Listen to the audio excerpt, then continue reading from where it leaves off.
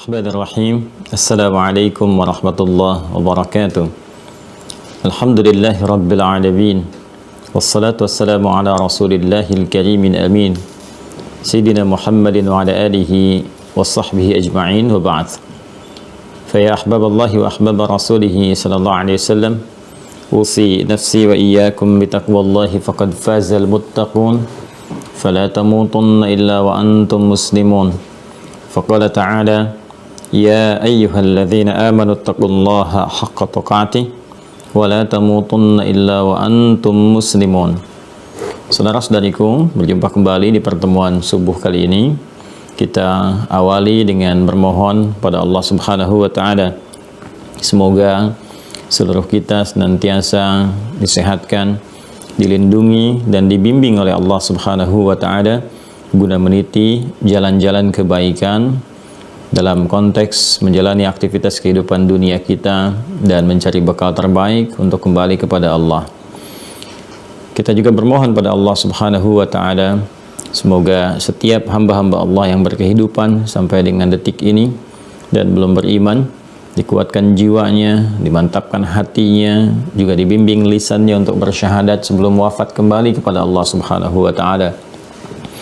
Pun demikian dengan para pelaku maksiat dan dimungkinkan kita berada di dalamnya untuk dibimbing oleh Allah Subhanahu wa taala agar dilembutkan hatinya untuk bertobat dan kembali menjalani aktivitas yang baik, mulia, hayatan thayyibah serta wafat dalam keadaan husnul khatimah insyaallah. Karena itulah kita mencoba untuk meniti jalan-jalan kebaikan dimaksud dengan kembali mempelajari tuntunan syariat, tuntunan jalan kebaikan di dinul Islam, agama yang kita yakini, yang kita peluk, sehingga dengan itu semua kita membuktikan ikhtiar kita mencapai harapan-harapan yang diridhoi oleh Allah Subhanahu wa taala.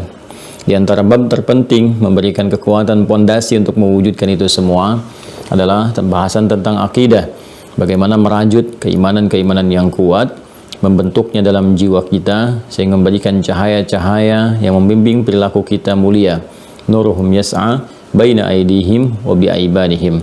Alhamdulillah di pertemuan yang lalu telah sampai kita pada puncak bahasan fondasi pertama yang menenun 6 pokok keimanan pada Allah Subhanahu wa taala yang kita kenal dengan rukun iman. Yang pertama adalah mengenal Allah Subhanahu wa taala dengan segala aspek turunan pembahasannya, sehingga selain meningkatkan semangat kita untuk beribadah, melahirkan kehusyuan dalam ibadah, juga memperkuat keyakinan kita untuk menuhankan Allah, mengesahkannya, menyembahnya, dan menepikan segala yang terkait dengan aspek ketuhanan dari selainnya. Alhamdulillah kita juga telah membahas tentang bagaimana cara berinteraksi ibadah dengan Allah Subhanahu wa taala, memanggilnya, menyembahnya, bersimpuh kepadanya, dan segala turunan-turunan yang terkait dengan itu semua pada pembahasan Al-Asma'ul Husna wa Sifatuhul Ulia, yang dengan itu kita berharap semoga melahirkan sebuah sifat dan sikap dari mulai menatap, merasakan, dan mengamati segala yang terkait dengan kehidupan kita, semuanya mampu mendekatkan diri kita kepada Allah Subhanahu wa taala. Ini yang disebut dengan ulul albab, orang-orang yang mengetahui esensi kehidupan, yang mengarahkan semua yang terkait dengan kehidupannya untuk mendekatkan diri kepada Allah. Alladzina yadhkuruna Allaha qiyaman wa qu'udan wa 'ala junubihim wa yatafakkaruna fi khalqis samawati wal ard rabbana ma khalaqta hadza batila subhanaka faqina adzaban nar. Demikianlah apa yang ia kemudian komitmenkan, tegaskan kesehariannya, apa yang ia lalui, semua dalam rangka bersyukur, beribadah kepada Allah Subhanahu wa taala. Di pertemuan yang lalu kita telah menuntaskan bahasan kedua dari 8 tingkatan dan klasifikasi Al-Asma Al-Husna, yang pada hakikatnya pembahasan ini terkait berkelindan dengan semua aktivitas duniawi kita dalam rangka mencari bekal ukhrawi. Jadi semua nama-nama yang dibentangkan, disampaikan kepada kita baik dalam firman Allah di Al-Quran Al-Karim ataupun petunjuk-petunjuk Rasulullah SAW, sesungguhnya semua itu adalah esensinya memberi jalan kepada kita untuk berinteraksi, melahirkan ibadah, dan juga feedbacknya memenuhi apa yang kita butuhkan dalam tata kelola kehidupan. Yang pertama telah kita bahas asma'ul muta'alliqatun bi dzatihi ta'ala, nama-nama yang terkait dengan zat Allah, dan sudah kita terangkan dengan detail bagaimana menyertakan itu semua dalam doa kita. Kemudian juga asma'ul muta'alliqah bit takwin, nama-nama yang terkait dengan proses pembentukan, penciptaan, serta segala hal yang terkait dengannya, baik asal pembentukan, penciptaan, detail, penanaman karakter, sifat, sampai penggabungan keseluruhannya yang terhimpun dalam 4 nama itu, baik Al-Khaliqul Bari'ul Musawwir, kemudian Al-Badi'. Sekarang kita akan masuki bagian ketiga dari 8 tingkatan dan klasifikasi Al-Asma Al-Husna, sehingga kita mampu mengambil manfaat dari itu semua dan mempraktekkan dalam kehidupan kita. Dengan cepat insya Allah, bagi seluruh santri Mira yang masih berada terhubung dengan kita semua di kesempatan kali ini, ada di halaman 30 ya, masih di halaman 30 yang sebelah kanan yang di sini ya. Baik, insya Allah kita akan masuki pada poin nomor 3 yang ini, sehingga saya sering sampaikan bahwa teman-teman yang sudah terhubung di Mira, mohon apa yang telah kita bagikan ya, telah kita upload di web itu, Anda download, print out, kemudian bersamaan dengan pembelajaran kita dibuka sehingga ada ketersambungan, konektivitas antara apa yang saya sampaikan dengan apa yang Anda serap, dan mencoba kita memohon kepada Allah untuk memberikan bimbingan kepada kita agar kita mampu memahami ini semua dengan benar. Kemudian dari kebenaran pemahaman itulah kita mencoba mengimplementasikan itu semua lewat perilaku yang disebut dengan amal soleh insya Allah. Baik, langsung saja kita akan masuk pada bahasan yang ketiga, klasifikasi yang ketiga dari Al-Asma Al-Husna, yaitu Asma'un Muta'alliqah Bisifatayil Hubbi Warrahmah. Saya ulang ya, coba Anda lihat kembali tulisannya. Teman-teman yang terhubung dengan YouTube dan belum mengaktifkan akun di Mira dan sudah terdaftar, silahkan diaktifkan seperti tadi di MC menyampaikan. Ya, diikuti petunjuknya, nanti Anda akan juga bisa mengakses apa yang saya sampaikan ini. Dan yang belum bergabung, berkeinginan bergabung, dipersilahkan mengikuti petunjuk yang telah disampaikan. Baik, saya ulangi ya. Asma'un, bagian ketiga, thalithan, ya, thalithan, yang ketiga, kan? Kalau kita sebutkan demikian, angka 3-nya kita baca thalithan, yang ketiga. Kalau mau pakai alif lam, unnya buang, ats-tsalits. Ya, jadi alif lam itu berfungsi dalam gramatikal, salah satu fungsinya untuk menghilangkan atau mengganti alif lam. Ya, jadi kalau ada an, in, dengan masjidun pakai alif lam maka unnya hilang. Ya, jadi al masjidu, kan? Kitabun pakai alif lam maka unnya hilang. Jadi al kitabu. Itu yang pertama. Yang kedua, mengkhususkan sesuatu. Ini kalau masih pakai an, in, itu sifatnya masih umum. Ya, kecuali menjadi sifat bagi sesuatu yang khusus. Misalnya kitabun, buku, bukunya masih umum, buku yang mana saja gitu kan. Tapi kalau kita sudah pakaikan alif lam di depannya, al-kitabu, maka menjadi khusus, ya kan? Al-kitab, yang ini maksud saya, bukan yang lain, gitu kan? Yang ini yang dimaksudkan, dan itu yang maksud yang ditujukan dalam perkataan tadi sudah dipahami baik oleh pembicara ataupun yang mendengar, sama-sama punya kesepakatan dan mengetahui itu yang dimaksudkan. Itu kalau di bahasa Inggris artikel the, ya, kalau saya tidak keliru gitu kan. Book itu masih umum, tapi kalau saya katakan the book yang ini gitu kan, dan kita semua sudah paham. Ya. Baik, itu fungsi alif lam diantaranya. Jadi menjadikan yang tanwin itu hilang ya dengan alif lam, kemudian menjadikan makna yang umum, general, nakirah menjadi ma'rifah, khusus. Ada lagi alif lam yang berfungsi menunjukkan makna holistik, sesuatu yang luas cakupannya, komprehensif, menyeluruh gitu kan, menyeluruh luas tanpa meninggalkan sesuatu pun. Itu juga pakai al. Nah, contoh misalnya kita baca Al-Fatihah ya, setelah Bismillahirrahmanirrahim kan ada Alhamdulillahirabbil alamin. Itu alnya di situ punya fungsi istighraq namanya. Ya, jadi kalau yang pertama tadi ma'rifah, yang kedua istighraq. Istighraq itu adalah sesuatu yang mencakup secara keseluruhan tanpa meninggalkan satu sisa pun. Ya, jadi ada kedalaman, ada keluasan, jadi cakupan dalam sedalam-dalamnya, luas seluas-luasnya. Karena itu menggunakan kata istighraq. Ya, orang yang tenggelam itu kan menyelam ghariqa, gitu kan. Nah, itu masuk ke dalam sedalam-dalamnya, gitu ya. Nah, kemudian luas seluas-luasnya. Jadi kalau kita katakan alhamdulillah, ya segala puji hanya milik Allah, untuk memberikan sebuah kesan kebahagiaan, syukur dari kita terhadap semua nikmat Allah yang diberikan kepada kita sedalam-dalamnya dan seluas-luasnya sesuai dengan aspek kebutuhan kita. Maka feedback dari kita pun sebagai sikap penghambaan memuji Allah dengan seluruh pujian seluas-luasnya, sedalam-dalamnya. Karena itu kalau kita memuji mengatakan alnya istighraq alhamdu, kita artikan segala puji, gitu kan? Semua pujian, segala itu kan tidak boleh meninggalkan satu jejak sedikit pun. Segala puji hanya milik Allah. Jadi di situ ada kesadaran bahwa apa yang kita dapati sebetulnya ini punya Allah, dititipkan kepada kita, gitu kan? Karena itu kita balikin nih, terima kasih Allah menitipkan kepada saya, dapat kepercayaan kita dari situ, kan? Membalikan semua pujian kepada Allah. Karena itu kalau sudah mengatakan alhamdulillah, jangan menyisakan sedikit pun, termasuk untuk kita. Ya, ibu punya anak misalnya di sekolah, kan? Masya Allah gitu kan, bagus, nilainya sempurna terus, 100 gitu kan. Kemudian hafalan Qur'annya 30 juz cepat sekali. Ya, 20 hari hafal 30 juz. Kemudian ada kawan ibu mengatakan, Masya Allah ya Bu ya, itu anak ibu luar biasa, kecepatannya menghafal, pemahamannya. Ibu katakan, Alhamdulillah. Nah itu semuanya serahkan kepada Allah, ya. Alhamdulillah, semua Allah yang telah tetapkan, ya. Nah, kalau sudah seperti itu, sudah selesai sampai di situ, jangan ditambahin lagi. Alhamdulillah, semua ketentuan Allah, ya. Saya juga berikhtiar untuk mewujudkan itu sih, gitu kan, ya. Bangun tiap malam, saya itu udah, kalau udah alhamdulillah cukupkan sampai di situ, jangan pakai walaupun, meskipun dan sebagainya, ya.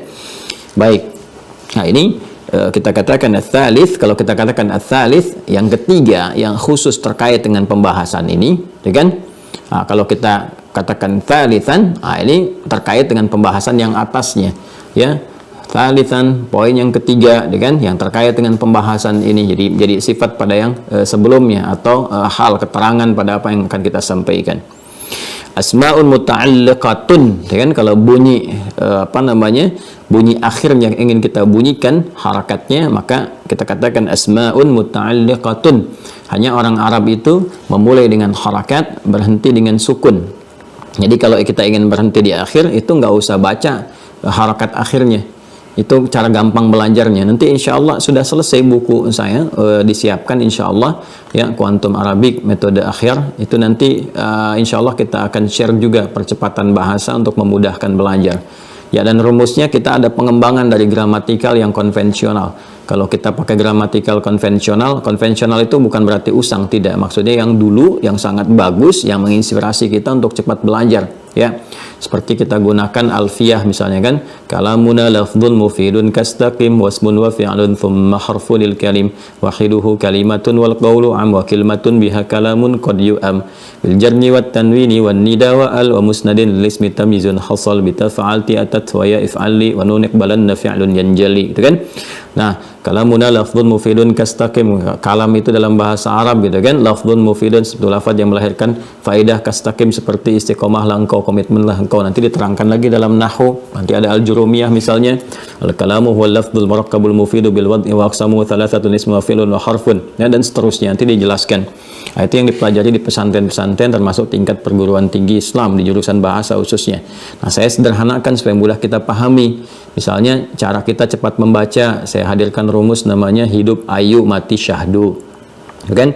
Hidup ayu, bacalah harokat pertama dalam setiap kalimat dengan 3 kemungkinan. Ayu kalau enggak a, i atau u, kan? Kan begitu saja, kita harokat itu dibaca kalau enggak a, kan? Kemudian i atau u, enggak ada yang lain, kan?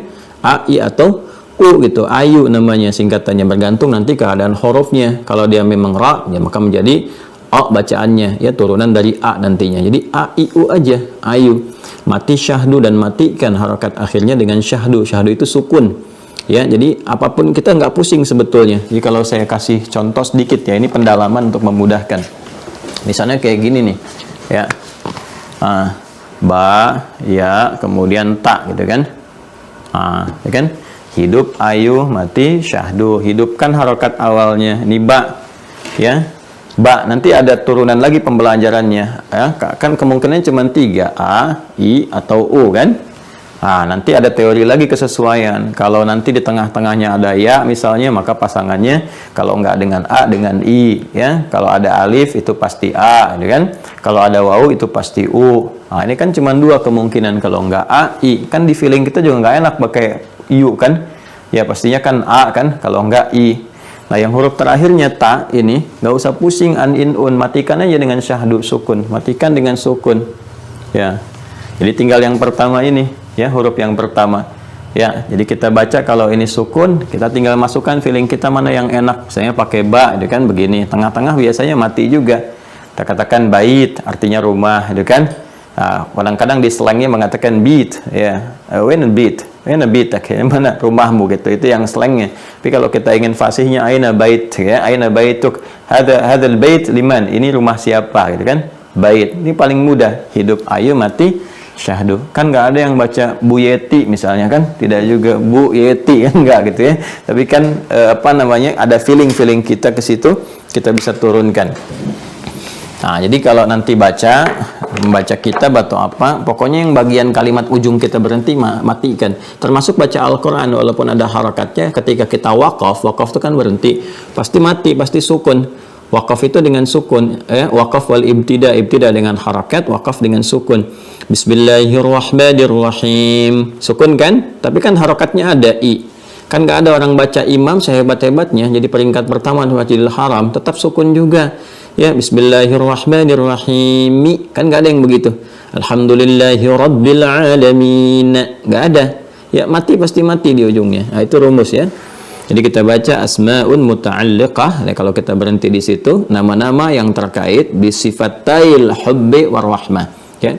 Ini ada ya di situ. Ini biasa dalam tulisan kadang-kadang ya-nya suka nggak dimunculkan. Tapi saya tegaskan kepada Anda bahwa perhatikan baik-baik. Kalau ada huruf seperti ini yang Anda lihat itu, ya, kemudian tidak ada titiknya dan ada titiknya, itu ada perbedaan. Ya, yang seperti ini. Ya, nah ini ada titiknya begini. Ini ada perbedaan ya. Nah, kalau ini familiar kita, ada titiknya, itu ya, kan? Ya. Nanti pasangannya dengan kasrah jadi i gitu kan, atau alif ai gitu kan, seperti di atas. Kalau yang ini, kalau nggak ada titik itu alif. Letaknya biasanya di akhir, ya kan? Alif bengkok. Bahasa Rusianya bingkeng, orang mengatakan alif bingkeng gitu kan. Nah, seperti ini. Nah, kalau seperti ini berarti ya kalau nggak ada titiknya.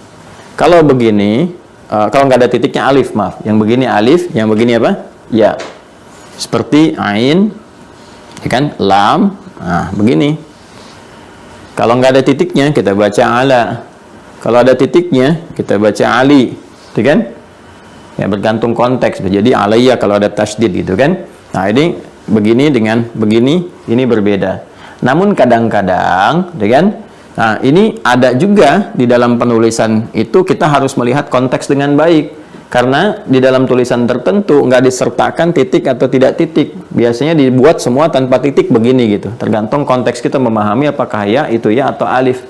Karena titik sendiri ya juga dengan harakat nanti ditemukan kan bertahap. Ditemukan dalam rasem ya, dalam penulisan, sejarah penulisan secara bertahap.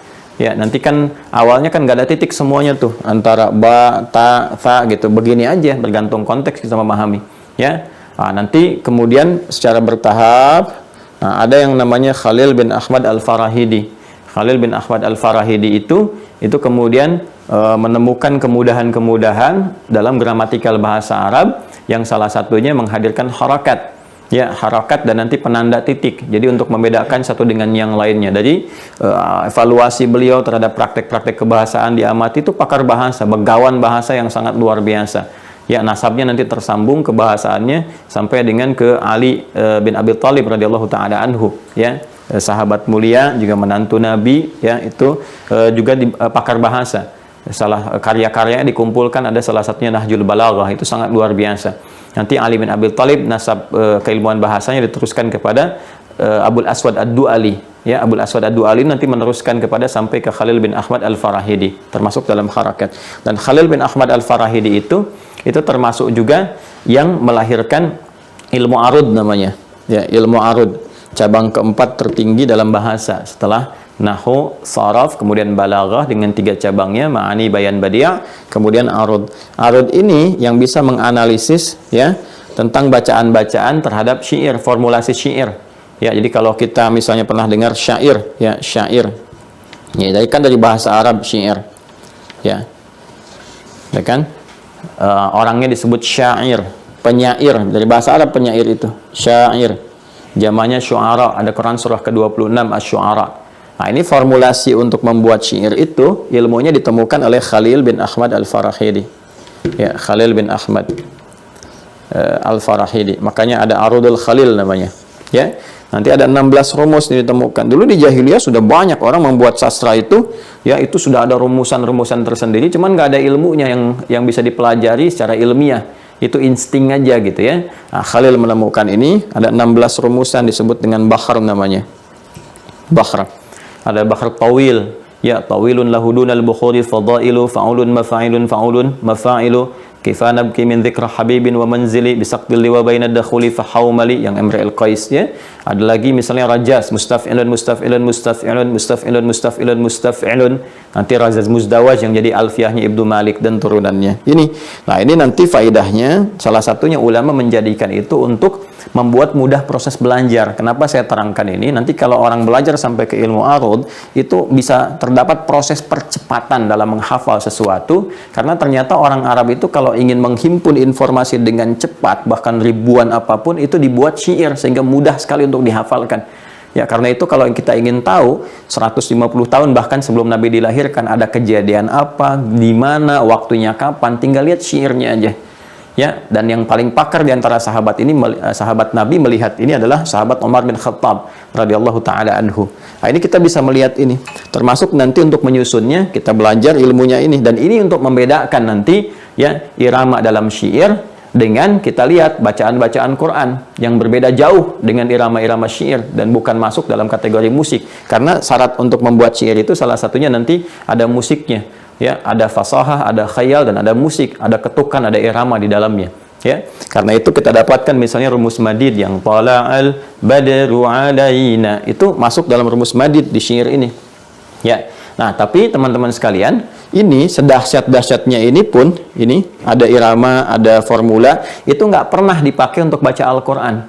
Baik di masa era Nabi, ataupun misalnya di masa sahabat, sampai ke tabi'in, sampai kekinian. Ya, misalnya kan irama tola al-badru rumusnya madid kan, ya rumus madid itu kan nggak pernah dipakai baca Quran. Ya, misalnya pernah Anda dengar imam membaca begini, wadduha wal-laili idza saja, kan tidak kan? Ya kan? Nah, jadi mereka itu walaupun tahu ini irama-irama ada musiknya syair, tapi nggak pernah menyertakan irama musik kepada bacaan-bacaan Al-Quran karena berbeda, jauh sekali. Chemistry-nya nggak ada gitu kan. Karena itu nggak usah kreatif. Anda memasukkan misalnya turunan dari ini untuk baca Quran. Iyyaka na'budu wa iyyaka nasta'in. Ya bubar gitu kan. Ya, jadi orang dulu pun sejahiliyah-jahiliyahnya nggak pernah pakai Al-Quran dengan irama musik. Musik-musik yang dimaksudkan yang sudah jelas digunakan untuk syair gitu ya. Nanti ini turunannya menjadikan notasi. Ya, notasi itu yang digunakan kepada alat-alat irama sekarang. Ya, seperti do, re, mi, fa, sol, la, si, do. Itu kan irama-irama yang diciptakan oleh hasil-hasil keilmuan dari sini pada akhirnya. Kan do, re, mi, da, ro, mim, fa, sol, lam. Ya, kemudian sod, dal. Itu kan asalnya dari situ. Coba ngaji lagi deh, pelajari lagi. Anda akan temukan. Kemudian turunan jadi notasi ke bawahnya C, D, F, G, A, B, C, G, A, B, C, D, F, is D, D, F, is G, A, B, cis D, A, B, cis D, F, is gis A, F, is gis A, B, cis dis E, B, cis dis F, is gis A, is B, F, is gis A, is B, cis dis A, is bis, cis A, is bis, gis A, is bis, cis. Tuh, sampai situ. Maaf ya, lompat sedikit gitu. Nanti untuk memahamkan ini, supaya mengerti apa yang kita bahas itu, ada referensi-referensi dasarnya. Saya belajar, mempelajari, menghafal untuk merumuskan. Jadi kita kalau mau bicara hukum tuh kita telaah gitu. Apakah bisa main musik? Tidak, saya nggak bisa. Ya, main gitar bisa? Tidak. Main piano bisa? Tidak. Tapi kalau Anda tanya notasi, saya tahu, saya hafal gitu. Ya, turunan kemana dan sebagainya. Dan hukumnya apa? Di situ kita gali nanti. Ya, nanti setiap ilmu pasti ada prakteknya, pasti ada turunan persoalan untuk dibahasnya. Kan dulu rame kan? Hukum baca Al-Quran pakai langgam Jawa gitu kan, langgam Sunda, langgam Sumatera. Ya, kita kalau nggak paham ini nanti kita kan sulit menjelaskan seperti apa turunan-turunannya. Ya, teruskan. Asma'un muta'alliqah bisifatai. Di sini bukan alif ya, tapi ya, bisifatil hubbi war rahmah. Nama-nama Allah Subhanahu wa taala yang terkait berkelindan atau berkaitan erat dengan dua sifat, bisifatai, dengan dua sifat. Ya. Asalnya ini bisifatai ini, cuman ketika ada alif lam di depannya maka nunnya hilang. Ya, hilangkan nunnya menjadi bisifatil hubbi war rahmah. Dengan dua sifat, yaitu sifat cinta, rahmah dan kasih. Hub itu cinta, rahmah kasih yang dalam. Berhenti sampai sini.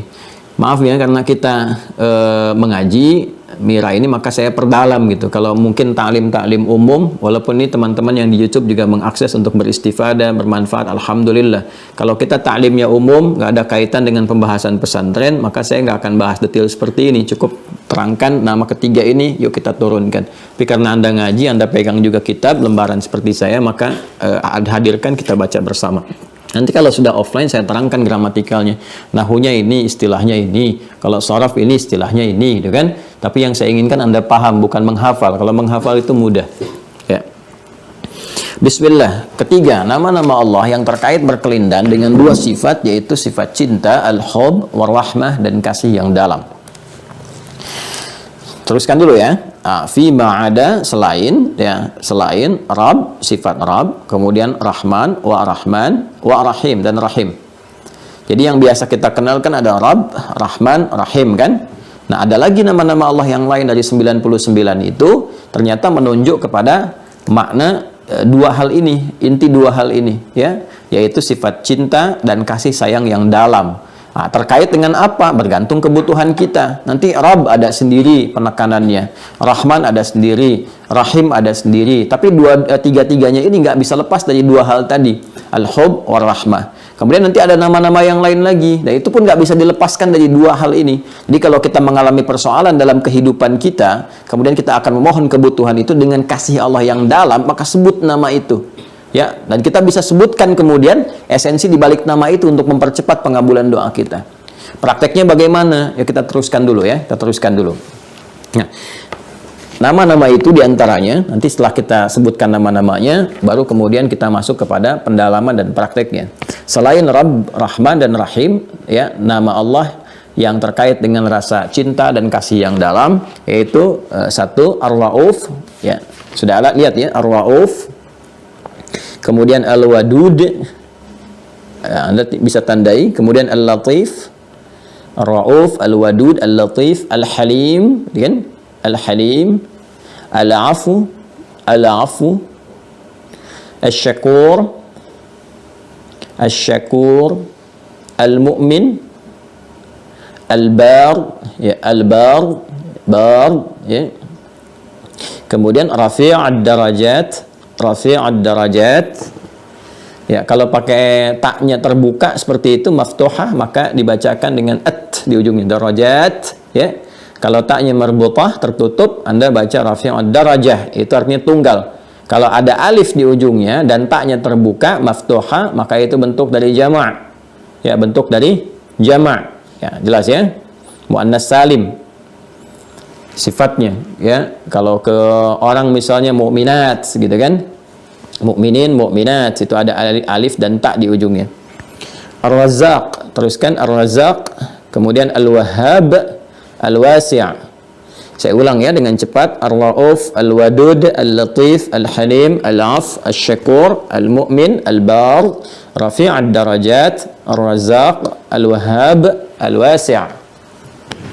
Jelas? Ya, baik, penyebutannya jelas ya. Nah, sekarang yuk kita dalami maknanya supaya paham. Nanti kapan kita menyebut Ar-Ra'uf? Kapan kita menyebut Al-Wadud? Ya kan? Kapan kita menyebut Al-Latif? Ya. Nah, kalau suami misalnya marah nih, kurang rasa cinta dan perhatiannya, kita ingin memohon kepada Allah untuk melembutkan hatinya. Nah, nama mana yang kita sebutkan? Ya. Nah, jangan sampai Anda menyebutkan as-sabar misalnya kan, nanti tambah masalah lagi.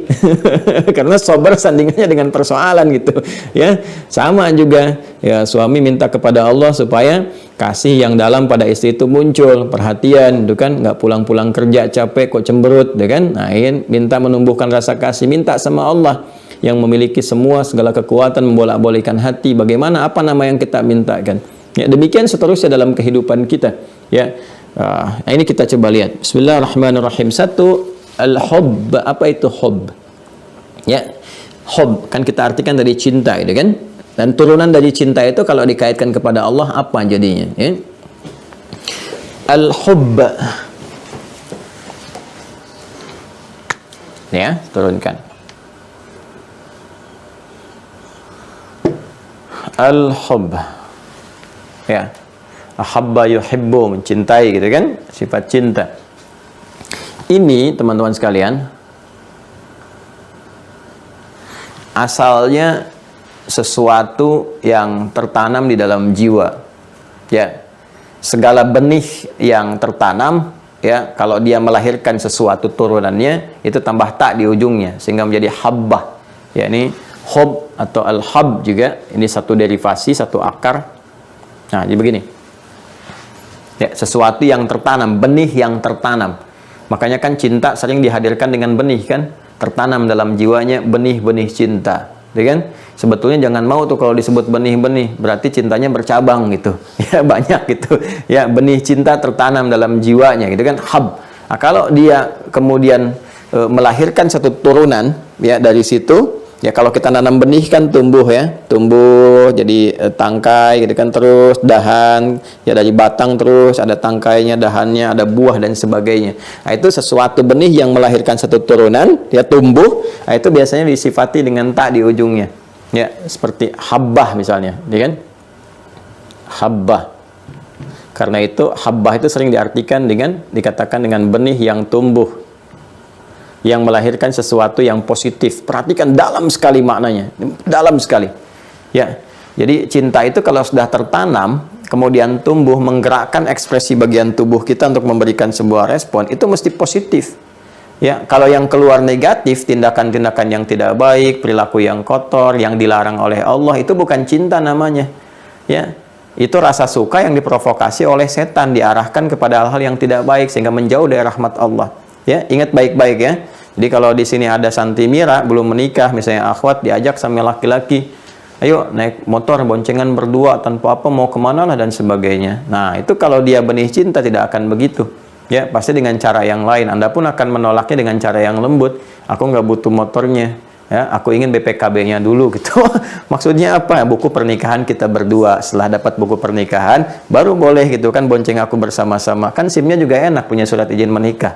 Ya, selain surat izin untuk mengendara gitu. Nah, itu ekspresi yang dinilai dengan melahirkan yang positif, sehingga di dalam pahala pun konsepsi pahala seperti benih biji itu tumbuh, ya kan, lahirkan nanti ada batangnya, ada tangkainya, ada bunganya, ada buahnya dan sebagainya, kan hasilnya positif, ya kan, bisa memberi, kan, mengenyangkan kalau buah-buahan, memberikan sebuah kedamaian ketika bunga itu ditatap, ya kan. Ya, ada anggrek, ada mawar, rose dan sebagainya, kan indah kita menatapnya. Ibu kan suka tata tuh kan, bapak juga enak menikmati buah dan sebagainya. Ya, pahala juga begitu. Pahala itu dilukiskan itu dengan menggunakan kata habbah dan turunannya. Kan masih ingat nggak kalau kita infak gitu, kan paling hafal tuh kan teori pahala infak. Sekali infak satu nilainya sama dengan berapa? Tuh, belum saya tanya udah dijawab kan, 700. Ya. Nah, 700 ini hasilnya bisa bagaimana hitungan nyampe 700? Ini kan batas minimal. Kan teorinya kita dapati semua ini keterangannya pada firman Allah yang tegas, yang pasti sifatnya di Quran surah kedua Al-Baqarah ayat 261. Awas, kita sedang bahas dengan detail ya. Kalau detail itu artinya kita pahami, kita telusuri korelasinya semua. Quran surah kedua Al-Baqarah ayat 261 ya. Di mushaf standar paling kiri agak ke atas sedikit, 260 261. Perhatikan baik-baik. Mathalul ladzina yunfiquna amwalahum fi sabilillah kamathali habbah. Tuh. Ambatat kamathali habba, ambatat tumbuh ya, sab'a sanabil 7. Tuh kan? Fi kulli sumbulatin mi'atu habbah, muncul lagi. Wallahu yudha'ifu liman yasha' wallahu wasi'un 'alim. Perumpamaan orang yang berinfak dan diniatkan di jalan Allah. Kalau sudah di jalan Allah, mengikuti hukum Allah. Ya, infak pada kebaikan-kebaikan, kan? Infak pada kemuliaan-kemuliaan. Gimana terlihatnya? Itu lihat konsepsi pahalanya saja. Ya, seperti satu benih, satu biji, setiap satunya itu dihitung seperti satu benih, satu biji yang tumbuh nanti. Nah, tumbuhnya itu terlihat kalau fisabilillah itu.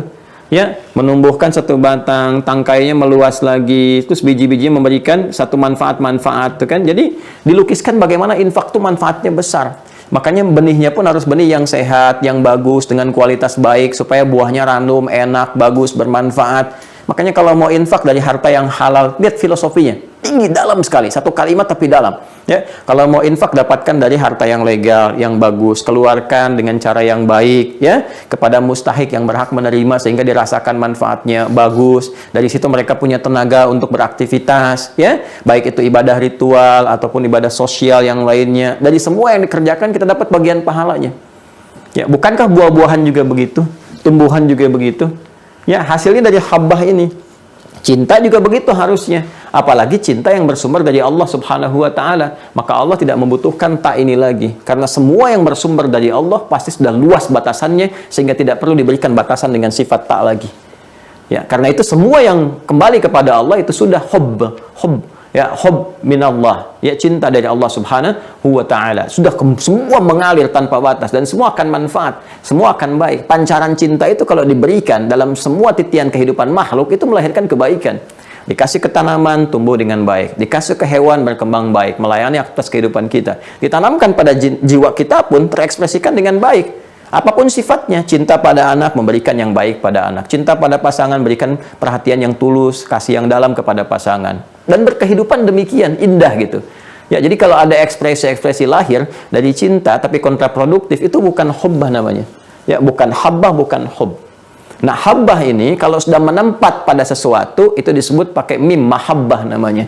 Ya, kalau sudah mim harokatnya a, itu menunjukkan pada tempat sesuatu yang menempat. Ya, sajadah itu sujud, tempat sujud, masjid. Ya, salat itu kita ibadah, salat tempat salat kita menggunakan karena itu dari kata shalla yusalli pakai musalla. Ya, tapi kalau kita kembalikan kepada aspek netral nanti isim makannya a, tempatnya menunjuk menggunakan a nantinya, tempatnya pakai a, ya. Kantor gitu kan, nulis kataba, tempat nulis maktab pakai a. Jelas ya? Nah, ini mahabbah kalau tertanam dalam jiwa kita, maka penanamannya sudah hadir dalam jiwa disebut dengan mahabbah. Ya, habbatun jadi mahabbah. Ya. Kan ada mahabbatain, ya.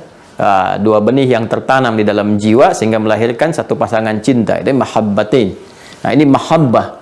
Ya, kemudian rasa cintanya disebut dengan hub, sifatnya tertanam disebut dengan habbah, kalau sudah tertanam disebut dengan mahabbah.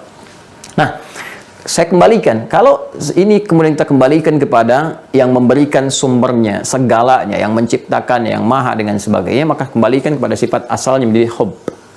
Ya, karena itu diantara hal-hal nama-nama Allah yang dibentangkan kepada kita yang membawa sifat curahan cinta dari Allah tanpa batas. Wah, kalau udah nggak ada batas kan semua diberikan. Makanya saya pernah sampaikan kan, ya kan, saya pernah sampaikan. Kalau sudah mendapatkan cinta Allah, maka sudah nggak ada batas. Bahkan dalam doa pun belum kita minta sudah diberi. Ketika cinta itu hadir, ya, dan kita tarik ya, laisa kamitslihi syai', nggak ada yang serupa dengan apapun yang terkait dengan Allah. Ya, dalam kehidupan kita saja orang tua begitu mencintai anak, kan nggak, saya sering katakan nggak anak minta pun dikasih kan. Ya, rasa cinta mendalam setelah disayang-sayang dari rahim itu kemudian dilahirkan, begitu dalamnya cinta kan, perhatian, disayang, dijaga, diberikan kebutuhan, cari, bahkan sebelum lahir itu dicari pakaiannya. Ya, yang paling menarik itu kan nyari pakaian laki-laki, ternyata yang lahir perempuan gitu kan. Ya, kan?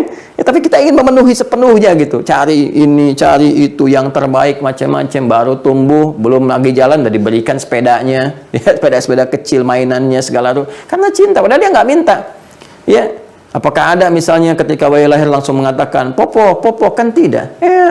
Nangis kan? Kan tidak. Tapi kita bisa hadirkan yang terbaik, cari yang paling bagus, yang paling nyaman, mainan, macam-macam, fasilitas dan seterusnya. Itu karena apa? Karena cinta. Anda bisa bayangkan cinta manusia yang terbatas saja memberikan perhatian yang begitu dalam. Bagaimana dengan cinta Allah yang tanpa batas? Makanya orang-orang yang mendekati Allah tuh sampai mendapatkan cinta Allah itu belum minta udah dikasih. Ya. Bagaimana kan saya pernah mengisahkan tentang Hannah dengan Imran itu kan, ya, Orang soleh, orang biasa, bukan nabi, bukan rasul, tapi menyiapkan anak itu sedemikian rupa sehingga visi utamanya bagaimana anak dicintai Allah. Udah dahsyat itu. Itu kalau Bapak Ibu ya, kita semua mencoba membuat sebuah skema demikian seperti dicontohkan Al-Quran. Mendidiknya nggak susah Pak, Bu. Karena udah dapat cinta Allah, jadi orang tua nggak capek lagi. Perhatiannya, pertumbuhannya apa? Allah yang semuanya gitu kan. Diberikan perhatian yang lebih daripada hamba-hamba lain. Mendalam perhatiannya. Semua makhluk kalau sudah siapkan rezekinya, segalanya dan sebagainya. Tapi yang membedakan kan ikhtiar untuk mendapatkan itu. Ada yang biasa, ada yang kecepatannya tinggi, ada yang percepatan. Di fisika kan juga demikian. Ya, kan kecepatan itu kan bergantung juga nanti formulasinya dengan jarak, gitu kan? Ya, dan waktu kan? S sama dengan V kali T. Jarak sama dengan kecepatan dikalikan dengan waktu.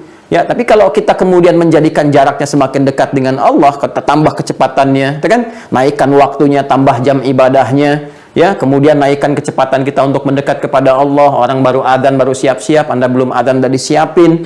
Kemudian, ya, maka apa yang terjadi? Jaraknya kan kalau kecepatan ditambah, jarak yang tadinya jauh kan semakin dipangkas. Ya kan? Ya, jarak dari Bekasi ke Jakarta sekian kilo. Kalau kita kecepatannya naikin kan, jaraknya kan walaupun terlihat jauh itu jadi semakin cepat kita dapati, semakin cepat ke tujuan. Nah, itu kan rumus fisika kalau dibaca pakai iman jadi begitu gitu, nggak selalu harus dibaca pakai akal. Ya, demikian kalau kita konsepsinya kita arahkan untuk mendekat kepada Allah itu, kita pangkas jarak yang normal, yang biasa, yang umum. Normal itu yang umum. Ya, dekati Allah dengan kecepatan yang luar biasa. Sebelum dipanggil kita sudah siap-siap. Kan? Kita siapkan tempat terbaiknya, waktu-waktu kita tata untuk mendekat kepada Allah. Seperti Imran dengan Hannah itu, ya, menyiapkan konsepsi. Saya katakan menyiapkan konsepsi karena nanti setelah Hannahnya mengandung, Imran meninggal, ya, melahirkan kemudian Maryam. Dan itu visi itu terus diteruskan, ya, walaupun single parent diteruskan. Nanti pamannya Maryam, Zakaria alaihissalam, yang kemudian diberikan oleh keluarga kewenangan untuk merawat Maryam. Apa yang terjadi? Begitu disiapkan untuk menjadi hamba yang dicintai oleh Allah, diberi nama dengan Maryam, diperlindungkan kepada Allah. Demikian kan di Ali Imran dari ayat 35, 36, 37-nya apa yang terjadi? Fataqabbalaha rabbuha biqabulin hasanin, ya, wa ambataha nabatan hasana. Diterima semua itu oleh Allah. Begitu diterima oleh Allah, ikhtiar itu turun cinta Allah, ya kan? Fataqabbalaha rabbuha, diterima. Ya, fataqabbalaha rabbuha biqabulin hasan, dan penerimaan yang baik. Wa ambataha, sudah semua perhatian, pemberian segalanya Allah langsung memberikan tanpa sekat, tanpa jeda, tanpa batas. Ya, walaupun dirawat, itu kan syariatnya dirawat, ikhtiarnya ada yang rawat, tapi rezekinya mengalir dengan cepat, kadang-kadang tak terduga. Kullama dakhala 'alaiha Zakaria al-mihrab wajada 'indaha rizqa. Setiap kali didatangi untuk diberikan kebutuhan-kebutuhannya, yang pegang kunci tempat mihrab itu Nabi Zakaria, datang mau dimasukin, ada lagi, yang nggak ada di musim itu ada. Sampai dia berkata, kan bertanya pamannya, qala ya Maryamu anna laki hadza. Maryam, dari mana semua ini? Qalat huwa min 'indillah. Dia berkata, semua dari Allah. Anda bayangkan. Jadi kalau sudah hub ini, ya, cinta ini sudah kita dapati, Allah berikan kepada kita, gitu kan, itu tanpa batas. Dan kalimat yang mengalirnya tuh bukan ibadahnya. Dari mana semua ini Maryam? Ya paman, kalau mau pengen begini tahajudnya tingkatin. Dan bukan begitu jawabannya. Ya, itu langsung mengalir di lisannya. Huwa min indillah. Semua Allah kasih, kan semua dari Allah. Ya, ada ketawaduan, ada kemuliaan, gitu kan? Ya, innallaha yarzuqu may yasha bighairi hisab. Baru teorinya muncul di sini. Sungguh Allah, ya, pakai taukid, jangan ragu. Sungguh Allah akan memberikan semua karunia rezeki tanpa batas. Tanpa batas. Tuh lihat kalimatnya. Jadi ada yang rezeki yang sifatnya terbatas, batas pada ikhtiar tertentu, yang standar, yang biasa, ada yang tanpa batas. Walaupun ditetapkan, ya, ditetapkan sampai ajalnya sekian, tapi karunianya melimpah terus dan terjaga gitu. Terjaga, tertata. Ya, kepada siapa? Mayyasha, kepada siapa yang dikehendaki. Nah, saya pernah sampaikan, membaca ayat seperti ini, jangan kita simpulkan berarti hanya Maryam yang dapat, berarti hanya Nabi Zakaria yang dapat. Tidak. Ya, ini kalimat man ini terbuka untuk umum, sifatnya personal. Ya, jadi sifatnya, oh ini kan isim mausul ya, konjungsi yang menyambungkan satu peristiwa, tapi memberi kesan inspirasi kepada kita, terbuka bagi setiap personal. Jadi Allah tuh menawarkan kepada setiap kita secara personal, mau nggak jadi kalangan terbatas ini? Dikasih cinta Allah, diberikan karunia tanpa batas. Demikian cara membacanya. Ya. Nah, di antara cara kita untuk mendapatkan ini semua, kita harus tahu bagaimana berinteraksi, terhubung dengan Allah Subhanahu wa Ta'ala dalam konteks penyembahan itu. Apa nama yang kita sebutkan, gimana caranya, prosesnya seperti apa, gitu kan? Nah, di balik itu semua Allah turunkan kemudian nama-nama untuk meraih ini. Jadi kalau sudah kita paham untuk meniti cinta kepada Allah, manggil Allahnya pun beda gitu. Kita akan panggil Allah Subhanahu wa taala dengan nama-nama yang melahirkan ini. Ya, anak kan kalau semakin cinta kepada anak, panggilannya kan lain kan? Ya. Coba deh, ketika Anda misalnya melihat nama anak Anda misalnya kan Aisyah kan, Anda panggil apa misalnya? Cantik, kan menunjukkan cinta. Nabi kan punya panggilan sendiri kepada Sayyidah Aisyah radhiyallahu taala anha, Humaira, mahlan ya Humaira, tenang wahai Humaira, ya kan? Itu beda tuh. Kita pun manggil Allah kalau punya rasa cinta yang dalam, ya kan? Kita akan lihat dari semua kebutuhan dan ekspresi kehidupan kita, ketika kita memohon kepada Allah, kita hadirkan dengan panggilan yang penuh dihiasi dengan rasa cinta. Ya, ada sifat cinta di dalamnya sehingga apa yang kita minta bahkan belum diminta sudah cepat diberikan sesuai dengan kebutuhan kita. Apakah kita ingin terbebas dari kesulitan, ya terlepas dari gangguan, ya menghadirkan ketenangan macam-macam. Jadi cara manggilnya beda. Ini maksudnya yang kita pelajari. Ya, ini yang kita pelajari. Kalau ekspresi amal itu banyak. Ya, banyak cara meniti amal untuk mendapatkan cinta Allah. Misal, ya, yang paling standar kan ini paling standar di Al-Qur'an ya. Kalau ingin mendapatkan cinta Allah, di antara amalannya apa? Ikuti semua aktivitas kebiasaan Nabi, ya. Jalan yang kita ikuti disebut dengan sunnah namanya, sunnah. Ya, makanya segala yang terkait dengan kehidupan Nabi, ya, yang menjadi teladan untuk kita diikuti disebut sunnah kan? Pernah dengar sunnah Nabi, sunnah Rasulullah, kan? Kalau kita lekatkan segala hal, perbuatan, perkataan, sifat, sikap, ya, yang menjadi dasar hukum perbuatan disebut hadis, ya, melekat kepada Nabi. Tapi kalau kita ikuti itu semua, jalannya disebut dengan sunnah. Makanya ada istilah ikut sunnah, ikut sunnah. Ikut sunnah itu bukan ikut kelompok tertentu, ikut paham tertentu, bukan. Ikut sunnah itu ikut segala yang ditunjukkan oleh Nabi. Dari manapun kita dapati, Ustadz Fulan menunjukkan cara bangun tidur Nabi begini, kita ikuti. Ya kan? Kita lacak, benar nggak? Hadisnya benar nggak? Kita ikuti, itulah sunnah. Jadi bukan ikut kelompok tertentu, paham tertentu, yang kalau bukan ini bukan sunnah. Ya kan? Nah, itu juga penting dikoreksi supaya dipahami baik-baik. Semua yang menjelaskan tentang tata kelola kehidupan Nabi menjadi pokok tuntunan kepada kita, itu disebut sunnah namanya. Paham ya? Ya, jadi jangan sampai misalnya ini ada kajiannya sunnah, yang lain bid'ah, misalnya kan, atau yang lain begini, yang lain enggak, jangan menghadirkan sebuah pertentangan. Saya pun tidak mengajarkan untuk saling mencela, nggak boleh saling mencela, nggak boleh saling merasa yang paling tinggi. Murid-murid saya nggak boleh seperti itu. Dan kita saling mencintai semuanya, ya. Saling mencintai, membangun silaturahim kita itu dihadirkan ke dunia oleh Allah untuk berta'aruf, lita'arufu, ya. Ya, bukan untuk bertabaud, saling menjauh. Jadi kalau Anda ngaji jadi saling membenci, saling menjauhi. Jadi pertanyaannya yang dikaji apa gitu? Al-Quran mengajarkan kita saling mencintai. Kenapa kemudian perilaku kita jadi saling membenci? Pasti ada yang keliru di situ, ya. Nah, caranya bagaimana? Perbaiki diri kita. Nggak perlu nilai orang, ya. Kita mencoba merangkul, bersilaturahim dengan siapapun dalam konteks kebaikan. Itu yang saya ajarkan, ya. Baik, kembali ke sini ya. Nah, maka kita mengikuti tuntunan Rasulullah ini jelas disebutkan di Quran surah ketiga Ali Imran ayat 31. Ya. Ayat 31. Paling kiri agak ke atas sedikit, 30 31 ya. Qul in kuntum tuhibbunallaha, ya kan? Siapa? Tadi saya katakan di awal ahabba yuhibbu. Perhatikan kalimatnya, perhatikan ayatnya. Qul, katakan Muhammad sallallahu alaihi wasallam. Kalau sudah ada qul berarti perintah langsung dari Allah. Ini menunjukkan kebenaran Al-Quran bukan bersumber dari pribadi Nabi. Al-Quran bukan rekayasa Nabi, bukan karangan Nabi, bukan produk budaya. Ingat baik-baik kalimat itu ya. Tuduhan ini sudah ada 15 abad yang lalu. Jadi kalau ada orang bicara sekarang Al-Quran produk budaya ya, yang dihadirkan oleh Nabi, itu terlambat berpikirnya, telat 15 abad. Jadi kan? Nah, telat 15 abad. Itu sudah ada dari dulu tuduhan demikian dan dibantah, bahkan di-challenge. Ayo kalau memang merasa ini karya manusia, buat semisal yang nggak ada yang mampu. Ya. Baik, kul, katakan. Kalau katakan berarti kan ada yang memerintahkan kepada Rasulullah. Kalau kita bicara sendiri pada orang, nggak mungkin sebelum kita bicara, katakan Muhammad. Ya, saya Adi misalnya, saya ingin ngajar nih. Katakan Adi, katakan. Katakan itu kan kata perintah, berarti ada yang memerintahkan. Kalau dari saya katakan langsung aja. Ya kan? Ya, jadi ketika kita kemudian mendapati ayat kul, ini menunjukkan satu, ya, benarnya otentisitas Al-Quran bersumber dari Allah Subhanahu wa Ta'ala sebagai firman. Kul, katakan Muhammad SAW, in kuntum tuhibbunallaha, jika kalian serius mencintai Allah. Ya, bisa Allah mengatakan begini misalnya kalau kita ingin di luar Quran, kul in tuhibbunallaha. Katakan jika kalian mencintai Allah. Tapi ketika menggunakan kuntum di awalnya, ini memberikan sebuah penegasan.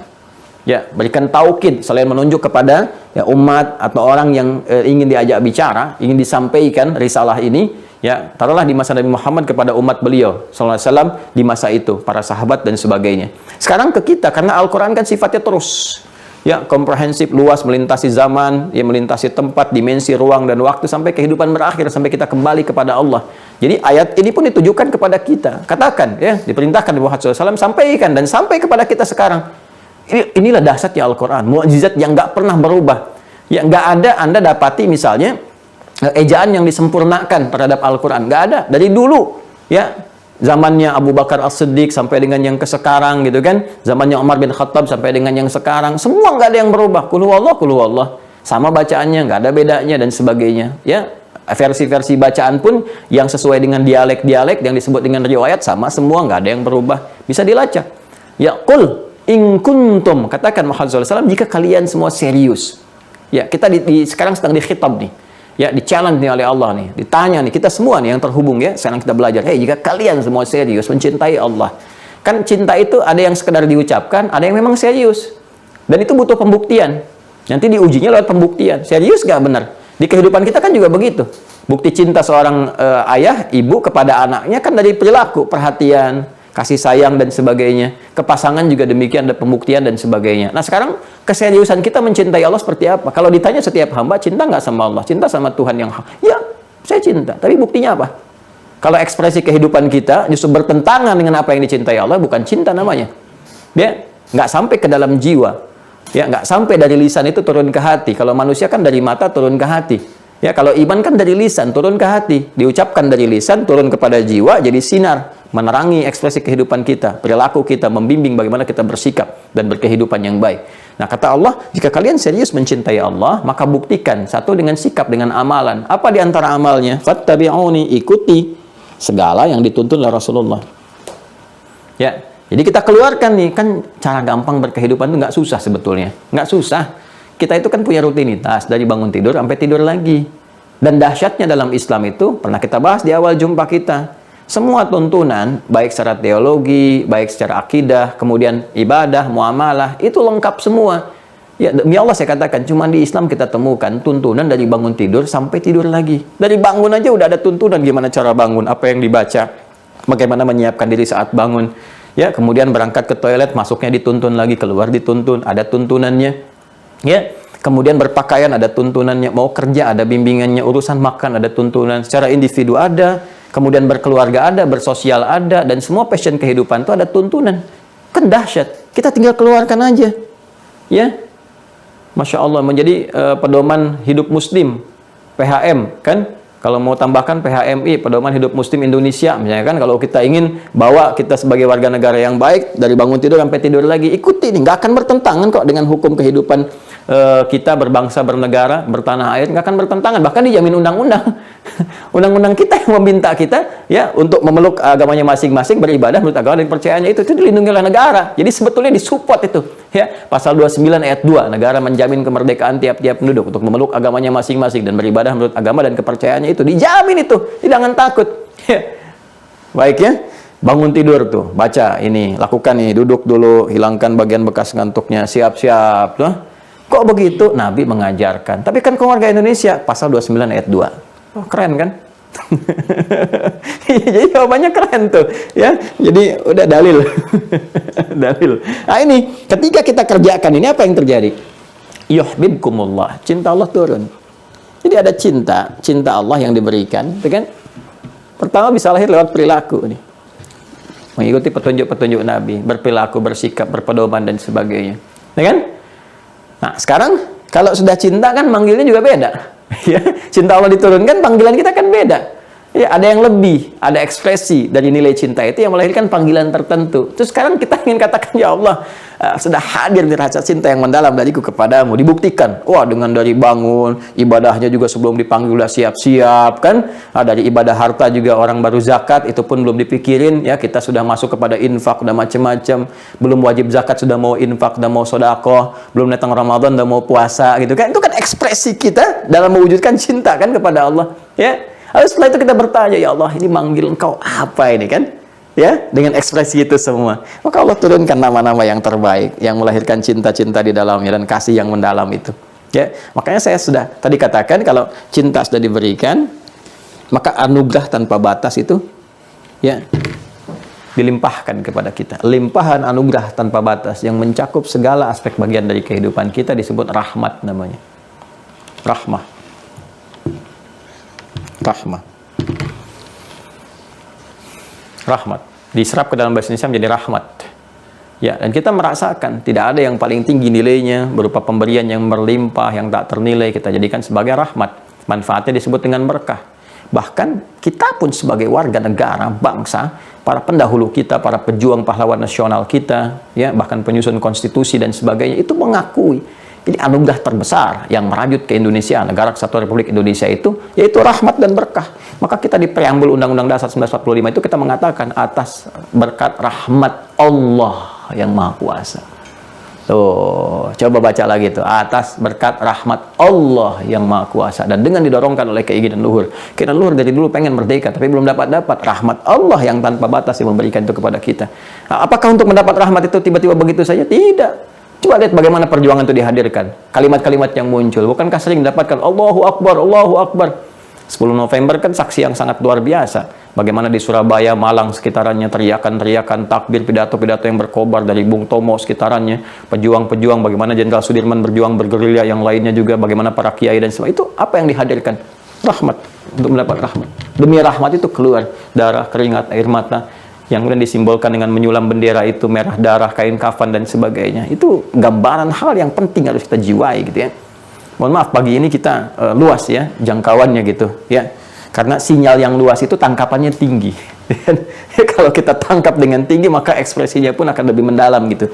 Ya. Nah, ini teman-teman sekalian, kalau sudah cinta itu hadir, rahmat itu turun.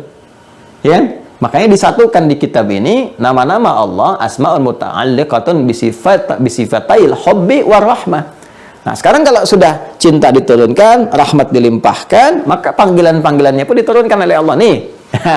Cara cepat kalau kita pakai pemahaman terbalik, kalau kamu ingin minta kepada Allah, yang sekaligus permintaan itu menghadirkan cinta dan rahmat Allah sekaligus, mintanya pakai ini namanya nih. 1, 2, 3, 4 dan sebagainya. Ya. Jadi kalau sudah ada ini, ada cinta datang, rahmat diturunkan, udah nggak ada batas di situ. Bukan cuma masalah rizki, masalah pemaafan, dengan masalah-masalah terkait materi, kedudukan, anugerah macam-macam, termasuk ampunan. Kalau udah ada rahmat, itu rahmat tuh kalau udah turun, itu sudah mengalahkan semua sifat ampunan yang lain. Ya, sifat Allah kan dalam mengampuni dosa itu kan ada turunan-turunan, tahapan-tahapan. Ya kan? Orang misalnya berbuat salah nih, salah secara umum turunkan al-afu. Al-afu. Tuh. Ini sifat Allah yang memaafkan orang yang salah. Salah itu disebut dengan khata, berbuat salah, akhta. Ya kan? Saya salah, akhta'tu. Kita salah, akhta'na. Ya? Kita mohon kepada Allah, Rabbana la tu'akhidna in nasina au akhta'na. Al-Baqarah 286. Ketika kita minta sifatnya untuk mengampuni, kita katakan apa? Fa'fu anna. Ya? Fa'fu anna. Ini al-afu. Ya, tapi kalau melahirkan kemudian dengan itu detil, jadi detil nih. Tadi kan masih umum tuh, jadi detil nih, ada dosa nih. Mulai ada dosa. Ya, tadi bangun subuh, ya, misalnya adzan subuh 4:02 gitu kan. Kita harus siap-siap. Ya, jam 2:04 kita bangun, bagus. Gitu kan? Tapi kalau kita sudah mulai bangun misalnya, jam 5:04, ya kan? Nah, sebenarnya sudah salah, tapi belum tentu berdosa. Kenapa? Kalau nggak disengaja misalnya kan. Ada kan orang yang tahajudnya dari bangun jam 2:04, tahajud luar biasa, sempurna, nangis, ya, bersimpuh di atas sajadah sampai bangun jam 5:04 gitu kan. Padahal subuhnya jam 4:02 gitu kan. Ya, jadi yang sunnah dikejar luar biasa, begitu masuk yang fardu nggak siap-siap, alarm lupa dipasang. Ya, nah, dan lupa itu kan saya katakan kemarin nasia, saya lupa nasitu, kita lupa nasina, Rabbana la tu'akhidna in nasina au akhtana, ya kan? Tetap salah karena nggak pada tempatnya, cuma kesalahannya kan sudah termaafkan karena nggak ada unsur kesengajaan. Sifat afu Allah datang lebih cepat sebelum kita meminta. Tapi kalau ada unsur kesengajaan, nonton bola misalnya kan, malamnya terus sengaja sampai begadang, sampai kemudian terlewatkan, sampai ketiduran, bangun jam 6 misalnya kan, nah itu salah melahirkan dosa. Dosa yang mengiringi kesalahan, satu titik zambun namanya. Zambun. Zal, nun, ba. Gini. Zambun. Nah, Allah pun maha sayang kepada kita. Maha sayang. Kamu lahir itu bersih, jangan pulang kotor. Jangan bawa setitik noda pun. Ya, kamu pulang itu mesti membawa satu kebeningan, dari kebersihan yang telah aku berikan. Suci, bersih, bawa amal yang bagus kan. Maka Allah turunkan sifat selanjutnya dari al-afu jadi ghafir. Ghafir. Untuk mengampuni ini, menghilangkan, menghapus ini. Bahkan turun surah Al-Ghafir, surah ke-40 kan. Coba lihat ayat 3-nya. Ya, surah Al-Mu'min, surah Ghafir, ayat 3. Ghafir dipasangkan dengan dzambun. Ghafiridz dzambi wa qabilit taubi. Ya? Hilang tuh. Naik lagi, sudah terlambat, ngajak orang lain terlambat misalnya. Yo nonton aja dulu salat nomor 2. Nomor satunya kita lihat dulu ini nih gitu kan. Ya ini nih bulu tangkis nih pasti menang. Ya ternyata menangis deh, kalah gitu kan. Ah, ini bola menang. Ternyata menangis, kalah gitu kan. Udah kalah, terlambat, sama-sama ngajak. Naik dari dzambun jadi dzunub. Gini, dzunubun. Baik, maka Allah turunkan lagi sifat yang selanjutnya dari afu, ghafir. Terus yang ketiga namanya ghaffar. Ya, ghaffar. Lihat surat Nuh ayat yang ke-10. Faqultu astaghfiru rabbakum innahu kana ghaffara. Artinya ada akumulasi dosa tuh di umat Nabi Nuh sampai dinaikkan levelnya ke ghaffar, level nomor 3. Bukan al-afu, bukan ghafir, tapi ghaffar. Ya kan? Naik lagi tuh ada zalimnya juga. Sudah terlambat, ngajak orang lain terlambat, mencela orang lain yang di awal waktu. Tenang aja itu orang solehnya kecepatan aja tuh. Solehnya kecepatan aja tuh, padahal biasa aja gitu. Nah, itu udah kalimat-kalimat yang seakan-akan lugu padahal di dalamnya mengandung sesuatu yang penting untuk dikaji kembali gitu ya. Nah, jadi dia mencela orang lain, ada zalimnya tuh, maka dzunubun ma'adz zulmi. Ya, seperti orang lain menyoal yang ke masjid, menyoal orang soleh kan di Al-Baqarah ayat 114 kan. Wa man masajidallahi ayyudhkara fiha wa man azlamu mimman mana'a masajidallahi ayyudhkara fiha. Ya, wasa'a fi kharabiha. Siapa orang paling zalim yang sudah berdosa, zalim juga. Ya, yang menghambat orang lain untuk beribadah di masjid, memakmurkan dan sebagainya dengan sengaja, bukan karena ada ilat atau sebab-sebab tertentu yang dibenarkan oleh syariat. Ada zalimnya. Dzunubun ma'adzulmi, ada sifat yang keempat namanya ghafur. Kurang apa lagi? Ya, al-afu, ghafir, ghaffar, ghafur. Diampuni juga supaya bersih, nggak menyisakan sedikit pun. Nah, ada lagi yang ini berlebihan, israf namanya. Israf itu nggak ada batas. Pengen gini. Saya kan sering ilustrasikan gitu kan, ke pernikahan, prasmanan orang sekali, dia 7 kali. Berlebihan itu kan, israf. Nah, kalau sudah israf berlebihan. Bahkan orang israf tuh gini, kalau orang lain udah berdosa, dia nggak sempat, itu merasa gelisah. Gelisah karena belum mengerjakan dosa orang lain. Ya, jadi komplit tuh. Bohong udah, ini udah, mabuk udah, zina udah, macem-macem. Kayaknya kalau orang lain pernah ngerjakan, dia belum, gengsinya kurang gitu. Muncul lagi tuh gengsinya kurang nih kayaknya. Itu israf namanya. Asrafa yusrifu. Nah, kalau sudah israf, Allah turunkan yang paling tinggi, yang menghapus semuanya kalau hamba ini mau kembali. Dan memberikan harapan. Jangan putus asa, tetap selalu ada peluang. Bukan ini yang diberikan, bukan ini yang disebutkan, diturunkan. Rahmat yang dicurahkan. Yang ini. Yang dicurahkan yang ini. Coba lihat surah Az-Zumar, surah 39 ayat 53. Qul ya ibadiyalladzina asrafu ala anfusihim la taqnatu mir rahmatillah. Kalau sudah rahmat turun, semua dosa diampuni kalau mau tobat dengan cara yang benar. Makanya ayatnya dilanjutkan, innallaha yaghfirudz dzunuba jami'a. Allah ampuni semua dosa sepanjang mau tobat sebelum wafat. Ya, makanya mahal gitu teman-teman. Itu sayang Allah itu mahal. Cinta Allah itu kalau sudah turun, dalam hal pengampunan aja udah nggak ada batas, asal kitanya mau kembali nggak, dan ditawarkan tanpa kecuali. Ini kurang sayang apa lagi? Melebihi batas-batas yang sering dibuat oleh manusia. Nggak ada batas bagi Khalik, karena Allah Khalik bukan makhluk. Manusia masih ada batasnya, Allah nggak ada batas. Asal kita mau kembali gitu kan. Makanya saya sering katakan, soleh itu hak setiap hamba. Tinggal kewajiban kita untuk meraihnya. Karena hak selalu bersanding dengan kewajiban. Jadi kalau kita ingin mendapatkan hak kita menjadi soleh, maka tunaikan kewajiban kita. Minimal kita titi jalan-jalan kesolehan itu untuk mendapatkan rahmat. Ini baru ampunan, belum curahan yang lain. Dan kita kan sering ingin mendapatkan ini kan. Di rumah tangga, rahmat kita hadirkan. Bahkan kita ukir nama sendiri. Coba, rumah tangga ingin samara kan. Di antara ranya itu kan rahmat, sakinah, mawadah, dan rahmat. Ya kan? Semua gitu. Sampai nama keluarga tuh rahmat semua. Ya, ayahnya rahmat, ibunya rahimah gitu kan. Ya, adiknya, anaknya satu Rahman, yang kedua Abdurrahman, yang pertama, yang ketiga Abdurrahim, rahmat semua. Tuh, semua gitu. Bahkan setelah meninggal pun pengen dikasih rahmat juga, almarhum. Marhum tuh yang dikasih rahmat. Jadi ini kita nggak pengen lepas dari ini nih. Dan untuk mendapatkan ini kita harus meraih cinta nih, sepenuhnya gitu. Rahmat Allah itu, ya ada yang umum diberikan biasa saja, dapat rezeki itu rahmat Allah juga. Tapi kalau kita ingin percepatan, ingin kuat, ini yang harus diraih. Nah, di antara jalan untuk memohon kepada Allah sehingga dapat percepatan tuh, dapat cinta itu, dapat rahmat itu, ya kan? Dan saat bersamaan kita jalan-jalan mengikuti petunjuk Nabi itu, ikuti seperti Allah perintahkan, komitmen syahadat kita dengan wa asyhadu anna Muhammadar Rasulullah, ya kan? Kita bersaksi Muhammad itu Rasulullah sallallahu alaihi wasallam. Ya kalau sudah katakan Rasul berarti kita ada komitmen mengikuti. Karena kalimat Rasul melekat dengan teladan uswah. Ya, laqad kana lakum fi Rasulillahi uswatun hasanah. Jadi kalau kamu komitmen Muhammad Rasulullah utusan Allah, ya ikuti, ada uswah di situ. Uswah itu kan teladan yang diikuti. Ya, teladan yang diikuti, ikuti ya, komitmen kita mengikuti. Ya. Tadi Quran surah 33 Al-Ahzab ayat 21, laqad kana lakum fi Rasulillahi uswatun hasanah. Nah, sekarang apa nama-nama yang melekat yang melahirkan itu? Nah, kalau kita sudah paham akarnya begini, jadi kalau kita minta sama Allah menghadirkan sifat-sifat tadi sambil kita ikhtiar mewujudkan itu sambil dapat, ya kan? Maka apa yang kita mesti panggil? Ada yang umum sifatnya yang mencakup segala keadaan. 3 namanya. 3 ya. 1 Rabb. Rabb. Jadi kalau Rabb itu umum tuh.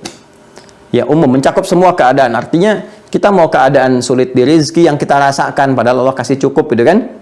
Nah, ada misalnya di masalah rezeki, masalah kehidupan rumah tangga, masalah di pengetahuan, maka kita bisa menggunakan nama yang umum yaitu Rabb, ya, Rabb. Makanya kita katakan Rabbana, Rabbana, Rabbana, ya Rabbi, Rabbighfirli dan sebagainya. Itu kan ada harapan dapat rahmat di dalamnya, ya kan?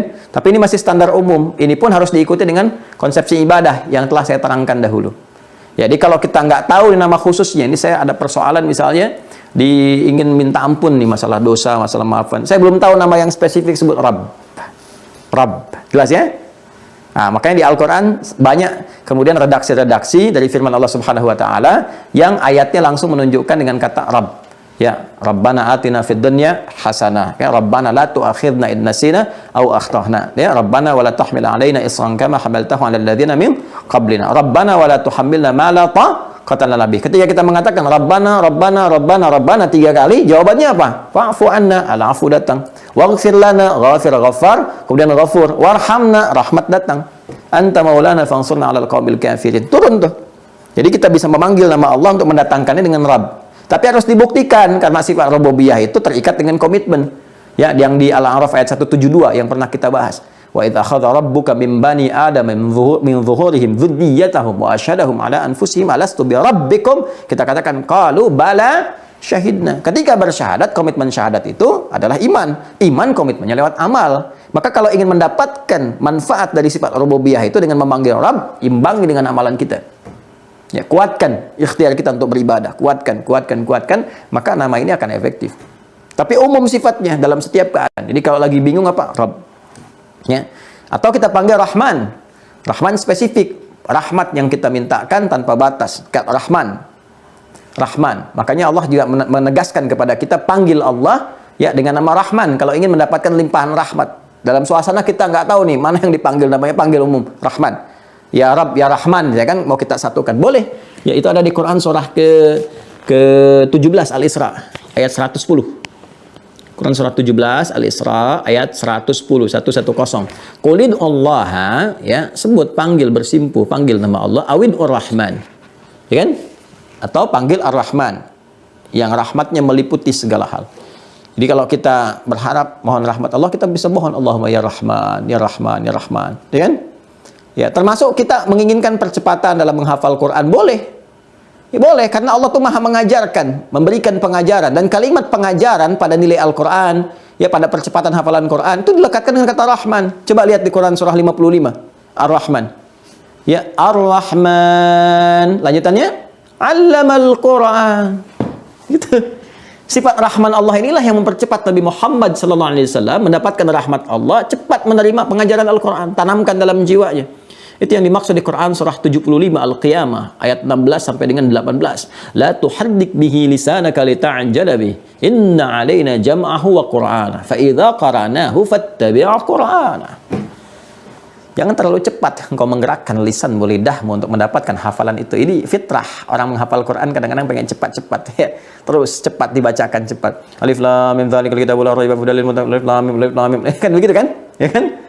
Nah, tapi nanti ada orang-orang tertentu yang dibacakan sekali cepat tertanam dalam jiwanya. Ada, dapat rahmat Allah di situ. Dapat rahmatnya. Bagaimana mendapatkan rahmat itu? Ya titiannya ibadah tadi. Ibadah, ibadah, ibadah. Makanya Nabi kan orang paling taat, paling luar biasa. Taqarrub dia kepada Allah tinggi, rahmat datang. Jadi ketika kita panggil pun dengan ya Rahman, Allah Maha tahu apa yang diinginkan ini. Oh, ini percepatan pengetahuan yang dia minta. Oh, ini rezeki yang dia minta. Oh, dia taubat dan sebagainya. Jelas ya? Nah, atau kita panggil Rahim misalnya, lebih spesifik lagi. Kalau Rahman itu cakupannya luas, kalau Rahim lebih spesifik, lebih mendalam. Ya, karena karena itu rahmat Allah yang memberikan semua kenyamanan dalam kehidupan dunia, bahkan hukum umum pun yang mengalir dari rahmatnya di dunia, seperti rizki yang diperoleh dengan pekerjaan, itu kan rahmat Allah juga. Orang bekerja ikhtiar dikasih rahmat Allah berupa rizki, mencakup bahkan non-muslim sekalipun yang belum beriman dapat dengan rahmannya Allah. Dan rahman itu rahmatnya diberikan supaya dia punya bekal cari hidayah. Itu cara memahaminya tuh. Keadilan Allah tuh ada di situ.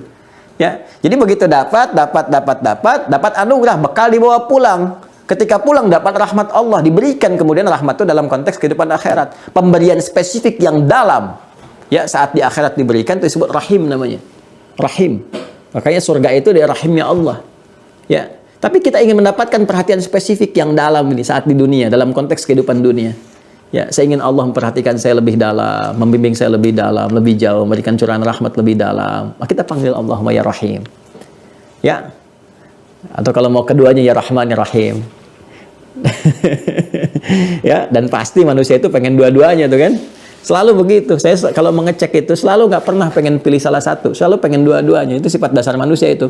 Ya, coba deh pilih ya, pilih nih. Kaya tapi gelisah atau miskin tapi tenang. Tuh. Kaya dan tenang.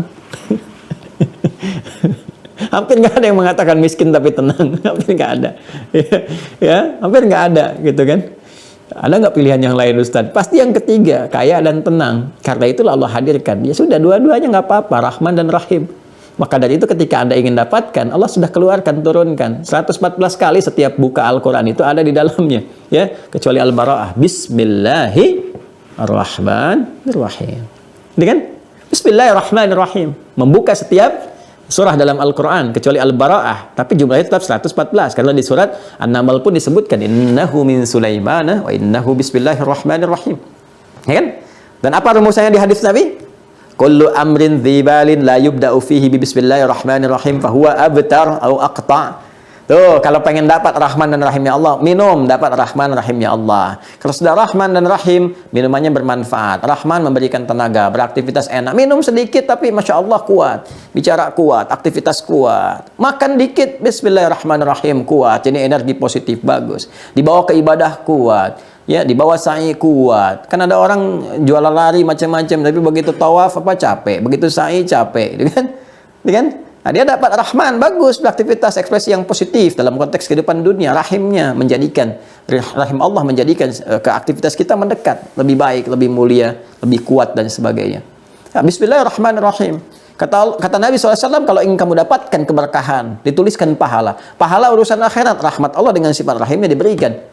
Dengan Rahman Allah menjadikan ini sebagai kekuatan, keberkahan. Jadi begitu, saya contoh aja supaya prakteknya gampang. Ya, ini ada, alhamdulillah nih, ada gelas ya, ada minuman tuh. Bisa supaya gampang dipahaminya ya, saya praktekkan misalnya. Ini mau minum nih, kita ucapkan Bismillahirrahmanirrahim, minum. Akhiri Alhamdulillahirabbil alamin. Begitu kita minum dengan Bismillahirrahmanirrahim, maka minuman yang diminum ini ya dengan izin Allah tuh ya, Allah yang Maha mengetahui, diberikan petunjuk kepada Rasul, dijelaskan kepada kita. Maka kalimat Bismillahirrahmanirrahim bukan kalimat biasa, bukan formalitas kita ucapkan, tidak. Jadi begitu mengucapkan Bismillah, ba-nya itu kan ba-nya tinggi, ada 14 makna di huruf ba. Ya, kata Ibnu Hisham Al-Ansari dalam kitabnya Mughnil Labib an Kutubil Arif, ada 14 makna. Di antaranya musahabah, ghayah, ilsaq, bertujuan kepada sesuatu, ya kan? Ya, kemudian untuk mendekatkan dengan rekat, untuk membangun sesuatu keadaan yang nyaman dalam pengawasan yang kuat. Jadi ketika kita katakan Bismillah, dengan namamu ya Allah, aku mengerjakan, aku minum ini dengan namamu, aku tujukan ya Allah untuk ibadah kepadamu. Ya, membangun kedekatan denganmu supaya dapat perhatian darimu. Ya, ketika kita katakan demikian, kata Allah, baik Rahman, aku berikan rahmatku dalam minuman itu, aku berikan kekuatan supaya engkau beraktivitas dengan baik, terjaga, ya kan? Aku berikan rahmatku Rahim, dituliskan pahala. Begitu kita mengatakan Bismillahirrahmanirrahim, minum 10 kebaikan. Punya bekal akhirat, punya kebaikan dunia. Tutup setelah selesai, alhamdulillah rabbil alamin. Terima kasih ya Allah atas semua pemberian itu, kebaikan itu. Itu Anda ucapkan demikian. Ini sudah tersambung ya, terhubung. Para ulama kita mengatakan tersambung riwayatnya gitu kan. Itu nggak ada celah bagi setan sedikit pun untuk mendapati bagian dari itu. Jadi nggak bisa, itu jadi kekuatan tameng kita. Provokasi setan nggak ada kalau rahmat Allah mengalir lewat minuman itu. Nggak bisa dibawa tenaga itu ke aspek maksiat. Nggak ada kesempatan digunakan untuk melihat yang haram, mendengar yang haram, mengerjakan yang haram, nggak ada. Terjaga kita. Itu rahmat Allah turun di situ. Paham ya? Jadi ada Rabb, ada Rahman, ada Rahim. Nah, kalau kita ingin spesifik sesuai dengan keadaan-keadaan kita, ya kita ingin panggil nama Allah yang melahirkan cinta nih. Ya, melahirkan rahmat di situ. Selain yang tiga ini, yang masih umum kita panggilkan, yang lain juga panggil. Saya pengen spesifik sesuai dengan kebutuhan saya. Boleh Anda sertakan nanti Allahumma ya Rabb ya Rahman ya Rahim, sebutkan nama lain lagi, kan? Yang sesuai dengan keadaan kita saat memanggilnya. Apa itu? Yang tadi kita baca. Ada Ar-Rauf, ya kan? Ada Al-Wadud, ada Al-Latif, ada Al-Halim, ada Al-Afu, ada Al-Syakur, Al-Mu'min, Al-Bar, Rafi'ud Darajat, Al-Razzaq, Al-Wahhab, kemudian Al-Wasi'. Kita sering minta tapi tempatnya sama nggak, sesuai nggak dengan keadaannya. Baik ya. Nah, coba kita bahas 1-2 aja dari sini ya. Nanti setelah itu saya bacakan secara cepat, secara umum supaya kita bisa masuk kepada nama yang lainnya, kita tuntaskan sedikit sehingga mudah-mudahan besok kita selesaikan semua ini. Jadi kan mukaddimahnya udah saya cukupkan di hari ini untuk teruskan. Nah, selanjutnya nanti kita tinggal masuk ke intinya besok kita selesaikan, Senin kita ujian, gitu kan? Nah, Rauf misalnya. Ya, Rauf.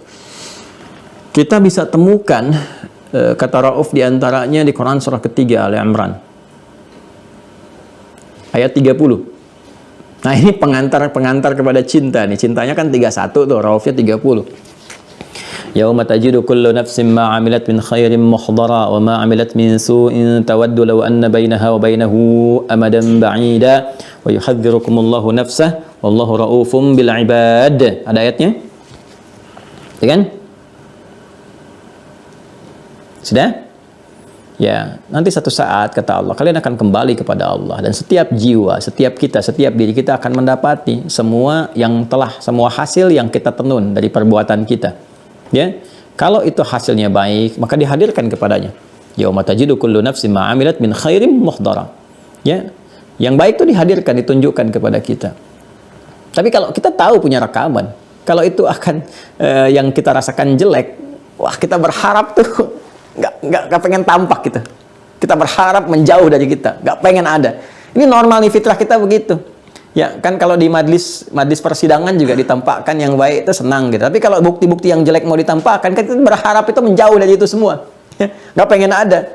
Nanti persidangan Allah itu lebih terbuka, lebih kuat lagi. Yang disembunyikan tampak semua. Ya, wa may ya'mal mithqala dzarratin khairan yarah. Yang baik tampak. Wa may ya'mal mithqala dzarratin syarran yarah. Sekarang mau dibungkus sekuat apapun akan terbuka nanti. Semua akan diperlihatkan. Makanya saya sering membawa saripati dari bahasa Al-Quran itu kalau mau miskol pun ya khairan yarah. Jangan sampai miskolnya yang syarran gitu. Karena akan ditampakkan gitu. Ya, tampak dalam satu keadaan tuh ditampakkan semua. Nah, itu kalau semua ditampilkan giliran yang jeleknya, ya, wa ma 'amilat min su'in tawaddu law anna bainaha wa bainahu amadan ba'ida. Ya, jadi setiap diri kita itu, aduh kalau bisa pengen menjauh dari itu, jangan tampak, gitu kan, nggak pengen diperlihatkan dan sebagainya.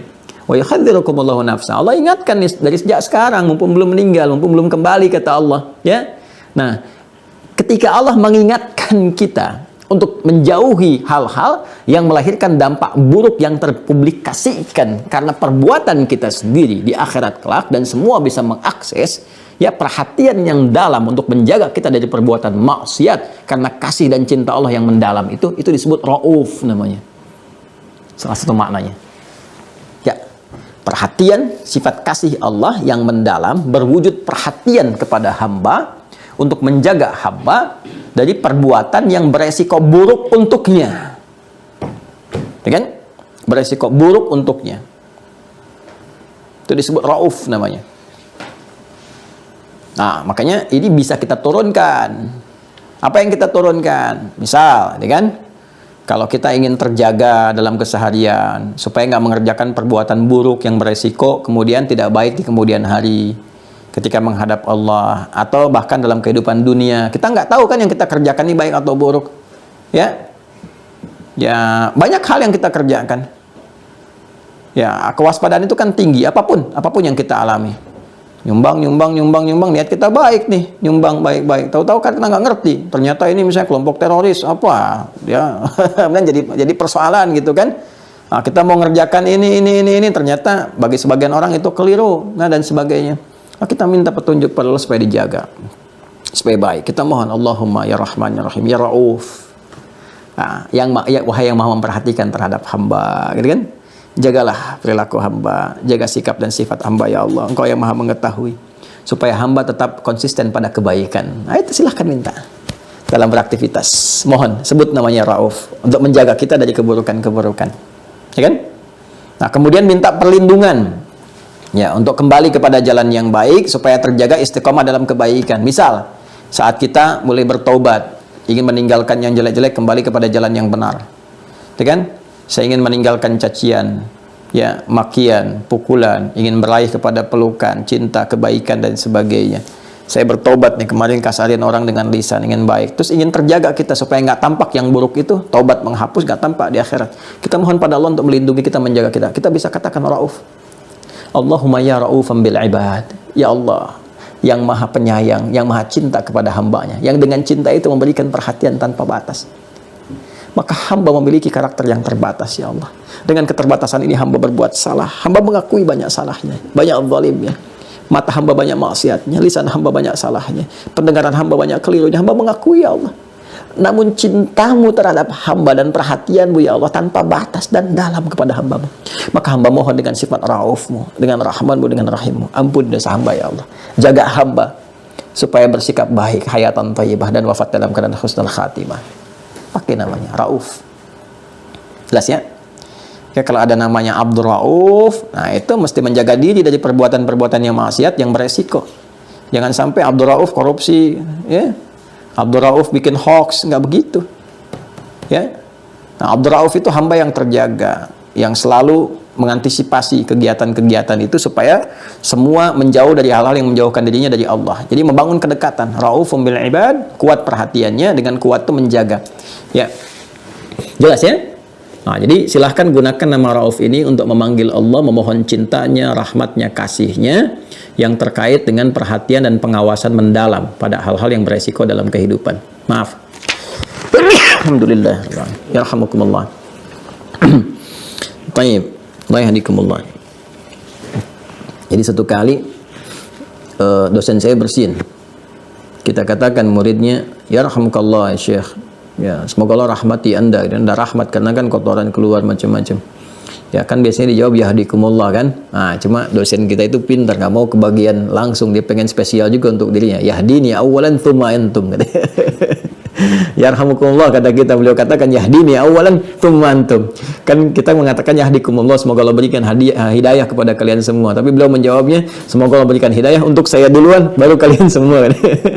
Karena beliau pengajar kan, yahdini awalan tsumma antum. Baik, jelas ya? Ada wadud. Wadud, Masya Allah. Apa itu wadud? Di surah Al-Buruj itu ayat 22 kan ada wadud, ya. Di surat Hud juga surah 11 ayat 90 ada wadud. Ya kan? Inna rabbi rahimu wadud, ya kan? Wa huwal ghafurul wadud. Ada di surah Al-Buruj itu ayat 22 wa huwal ghafurul wadud, ya kan? Kemudian di surah Hud ayat 90 ketika kita diminta istighfar kemudian bertobat, tsumma tubu ilaihi inna rabbi ya rahimu wadud, ya kan? Baik. Wadud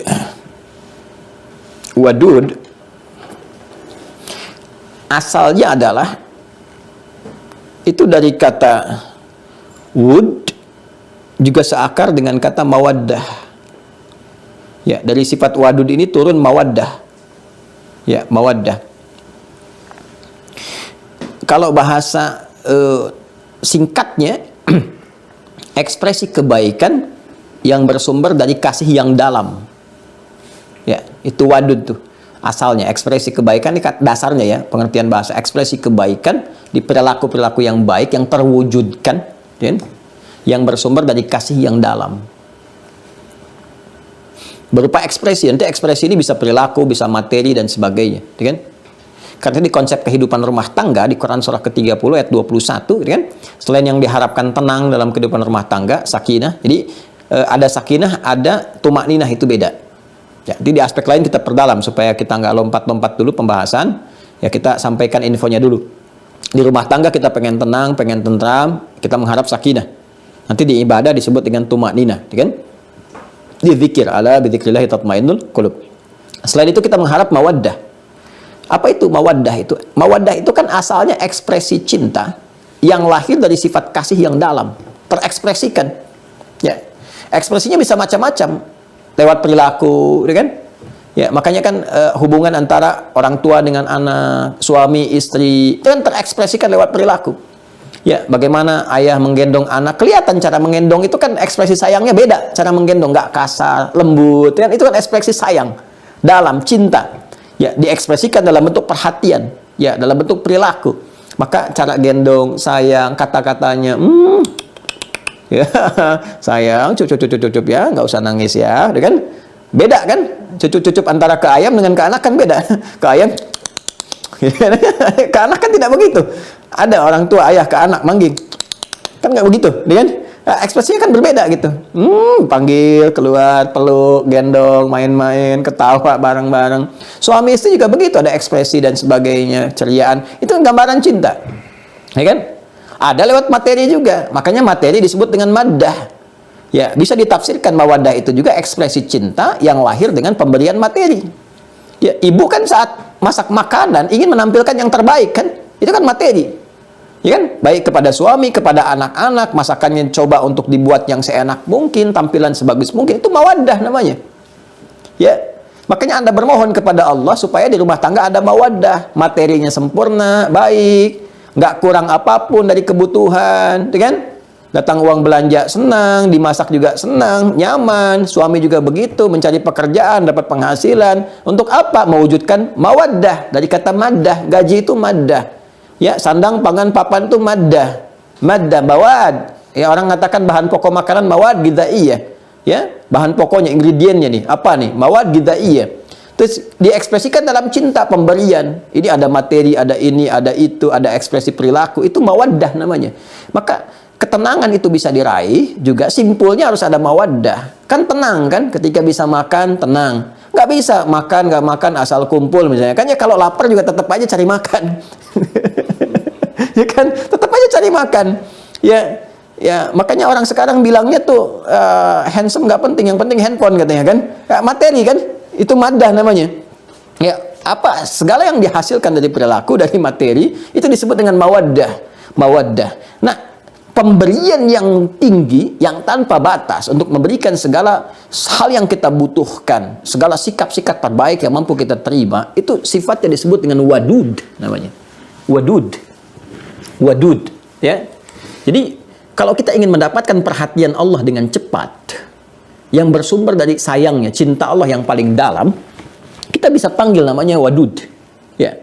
Perhatian yang mendalam, yang kita menerima dari perhatian itu, perilaku yang bersumber dari Allah, ya, dengan af'alnya, perbuatannya kita terima, tapi bersumber dari cintanya yang paling dalam. Ya. Jadi ada cinta yang mendalam, ada cinta secara umum kan? Anda kalau lihat anak-anak kecil baik, rasa cinta itu muncul kan? Sayang, kita sapa. Nggak ada lihat anak-anak langsung bentak. Ya, kecuali fitrahnya yang bermasalah gitu. Ya, fitrah manusia sepanjang fitrahnya masih normal baik, itu pasti muncul sayang tuh. Makanya di konvensi internasional dalam perang pun nggak boleh menyakiti anak-anak. Karena ada cinta umum di situ. Tapi cinta anak orang dengan cinta anak kita kan beda. Ya kan? Cinta anak orang dengan cinta anak kita akan beda. Ya kan? Ta'aruf terhadap orang lain dengan ta'aruf pada istri sendiri dan keluarga sendiri itu beda. Ya. Kan ada konsepsi mengatakan begini, tak kenal maka ta'aruf, bukan tak sayang. Kan tidak semua harus kenal itu sayang. Anda kenal dengan istri tetangga kan tidak harus sayang kepada dia, gitu kan? Ya, tak kenal maka ta'aruf. Kan kenali tetangga, kenali teman, kenali karyawan di kantor, itu ta'aruf namanya. Ya, tapi ta'aruf itu kan tanda untuk mewujudkan harmoni dalam kehidupan. Sifat sayang yang umum dalam konteks berinteraksi yang normal, yang wajar. Tapi kepada keluarga sendiri, kepada istri, kepada suami, kepada anak, itu ada sesuatu yang mendalam, yang beda. Jadi fitrah manusia karena membawa titisan rahmat yang Allah tanamkan pada jiwanya lewat roh itu, lewat jiwa takwanya, itu terbatas. Kalau tanpa batas itu wadud namanya. Ya, bersumber langsung dari Allah. Kita minta cinta yang mendalamnya Allah diberikan kepada kita. Lewat segala perilaku perbuatan yang bersumber dengan sifat af'ali Allah kepada kita. Misal, ketika kita salah nih. Ya, saya katakan kita karena saya pun salah. Anda salah, kita salah. Karena masih ada nafsu yang menyemai dalam jiwa kita itu yang harus dikontrol lewat iman. Kita keliru nih, kita salah. Kita minta ampunan, tapi ampunan ini kita ingin mohonkan dari sumber cinta yang paling dalam dari Allah. Ya, yang paling dalam sumbernya. Kita ingin minta yang spesial. Ya kan? Maka kita mohon apa? Ampunan yang diberikan Allah kepada kita, saya tadi terangkan kan, ada ghafir, ya kan? Kemudian ada apa lagi? Ada ghafar, ada rahim, ada ghafur, ada la'af. Kita minta dengan sifat ghafur misalnya. Ya, karena kalau rahim berarti maksiatnya tanpa batas tuh. Ya, tanpa batas. Ya, israf kan itu. Kalau kita pakai rahim kan minta rahmat. Rahmat itu bagi pelaku israf yang semua pekerjaan dosa rasa-rasanya dikerjain. Tapi kan kita melihat rasanya kan rasa-rasanya kita nggak begitu gitu. Ya, minum-minuman keras juga enggak, zina juga enggak. Cuman kita sadar kita itu salah pandang, ya, salah dengar. Tapi kita ingin mohon sifat terdalam, ampunan dari Allah. Maka kita ambil yang keempat, al-afwu, ghafir, ghafar, ghafur. Kita minta ghafurnya Allah. Ya, maka kita mohon ghafurnya, ampunan yang diberikan Allah kepada kita karena zalimnya kita itu, perbuatan salah tempat, zalim itu salah tempat, tapi ingin bersumber dari sifat kasih yang dalam. Maka kita sertakan sifat wadud teriring dengan sifat ghafur. Maka kita katakan Allahumma ya ghafurul wadud. Ya Allah, aku menyadari aku hamba yang tidak sempurna. Aku salah, aku banyak dosa ya Allah. Namun aku pun mengetahui atas apa yang Engkau sampaikan kepada aku bahwa Engkau yang paling sayang perhatiannya kepada aku. Engkau yang paling mendalam cintanya kepada hamba ya Allah. Maka aku mohon kepadamu, ya Ghafurul Wadud. Duhai yang memiliki cinta dan perhatian yang mendalam, aku mohon dengan kedalaman cintamu, Engkau ampuni dosa-dosaku. Engkau sayangi aku. Kalau yang paling perhatian kepada aku, paling dalam ampunannya tidak mengampuniku, lantas kepada siapa lagi aku mesti bersimpuh dan mohon ampunan? Maka kita katakan ya Ghafurul Wadud. Maka Allah pun menjawab di surah Al-Buruj ayat 22 itu, wa huwal ghafurul wadud dzul arsyil majid fa'alul lima yurid. Kan? Ya, ini Allah yang punya perhatian mendalam. Aku akan ampuni tanpa batas dari perhatianku yang paling dalam, dari cintaku yang paling dalam. Dia yang punya arsy yang paling agung, yang paling nyata. Ya, dan dia akan berkehendak seperti apa yang dia inginkan. Duhai Allah yang berkehendak seperti apa yang kau inginkan, aku mohon cintamu yang dalam untuk mengampuni dosaku. Ya Ghafurul Wadud. Ya. Saya itu kalau bermohon, mencoba menyempuh dengan segala kelembutan dan sifat kasih Allah yang dalam, kita suka minta dengan namanya. Duhai Allah, Engkau yang telah menegaskan dalam firman-Mu, Engkau Al-Ghafurul Wadud, yang Maha Pengampun tanpa batas, memberi cinta yang terdalam. Maka aku memohon dengan apa yang telah Engkau tetapkan itu, cinta-Mu yang tanpa batas, ampunan-Mu yang luas. Ya, hamba merasa hamba banyak dosa, tapi hamba meyakini rahmat-Mu mencakup segala hal, dan wadud-Mu bersumber dengan cinta yang dalam tanpa batas. Itu ketika kita sampaikan ada ketenangan dalam jiwa. Begitu tenang itu tanda pertama bahwa apa yang kita sampaikan itu ya menghadirkan sebuah rahmat tertentu yang memberikan kenyamanan pada jiwa. Itu tanda-tanda awal taubat kita ada sinyal diterima, tinggal dibuktikan lewat perbuatan kita setelah itu. Ya, nah, makanya konsepsi wadud sering dilekatkan dengan satu istighfar, kemudian taubat. Di surah Hud itu ayat 90, ya, itu kan kalimatnya istighfar, minta kemudian istighfar kepada Allah Subhanahu wa taala. Kemudian taubat, ya, tubu ilaih. Setelah itu apa? Inna Rabbi rahimu wadud. Ya, sungguh Rabbku itu, ya, Rabb, munculkan sifat Rabbnya. Ya, rahim, rahmatnya, wadud. Dan perhatian yang dalamnya. Nah, jelas ya? Nah, jadi wadud bisa digunakan oleh kita untuk memohon ampunan kepada Allah dengan perhatian yang sangat dalam, tapi bukan sekedar dapat ampunan. Orang kalau sudah dapat wadudnya dari Allah, ya, sifat wadud dari Allah Subhanahu wa taala mengeluarkan rahmat kepada dirinya, itu bukan cuma dapat ampunan. Jadi beda dengan kita cuma minta ya Ghafur, itu kan? Yang dapat cuma ampunan Allah. Ya kan? Tapi kalau kita sertakan Ghafurul Wadud, dapat ampunannya, dapat cintanya, dapat mawaddah darinya. Apa yang dimaksud mawaddah? Nanti kita akan dimudahkan oleh Allah ya, dengan tobat, tiba-tiba diganti nanti yang hilang-hilang tuh, yang haram-haram hilang, yang halal pada datang, ya kan? Ke masjid, orang tadinya kenalnya ini orang-orang jahat macam-macam, tiba-tiba ke masjid bersimpuh, tobat, sujud, kan? Bantu bersihin karpet, orang melihat. Terus Allah tanamkan rasa cinta kepada setiap orang yang melihat itu dengan sifat wadudnya, dengan rahmatnya. Inna Rabbi rahimu wadud, kan? Rahmatnya ditanamkan itu nggak harus langsung pada diri kita, pada orang-orang sekitar.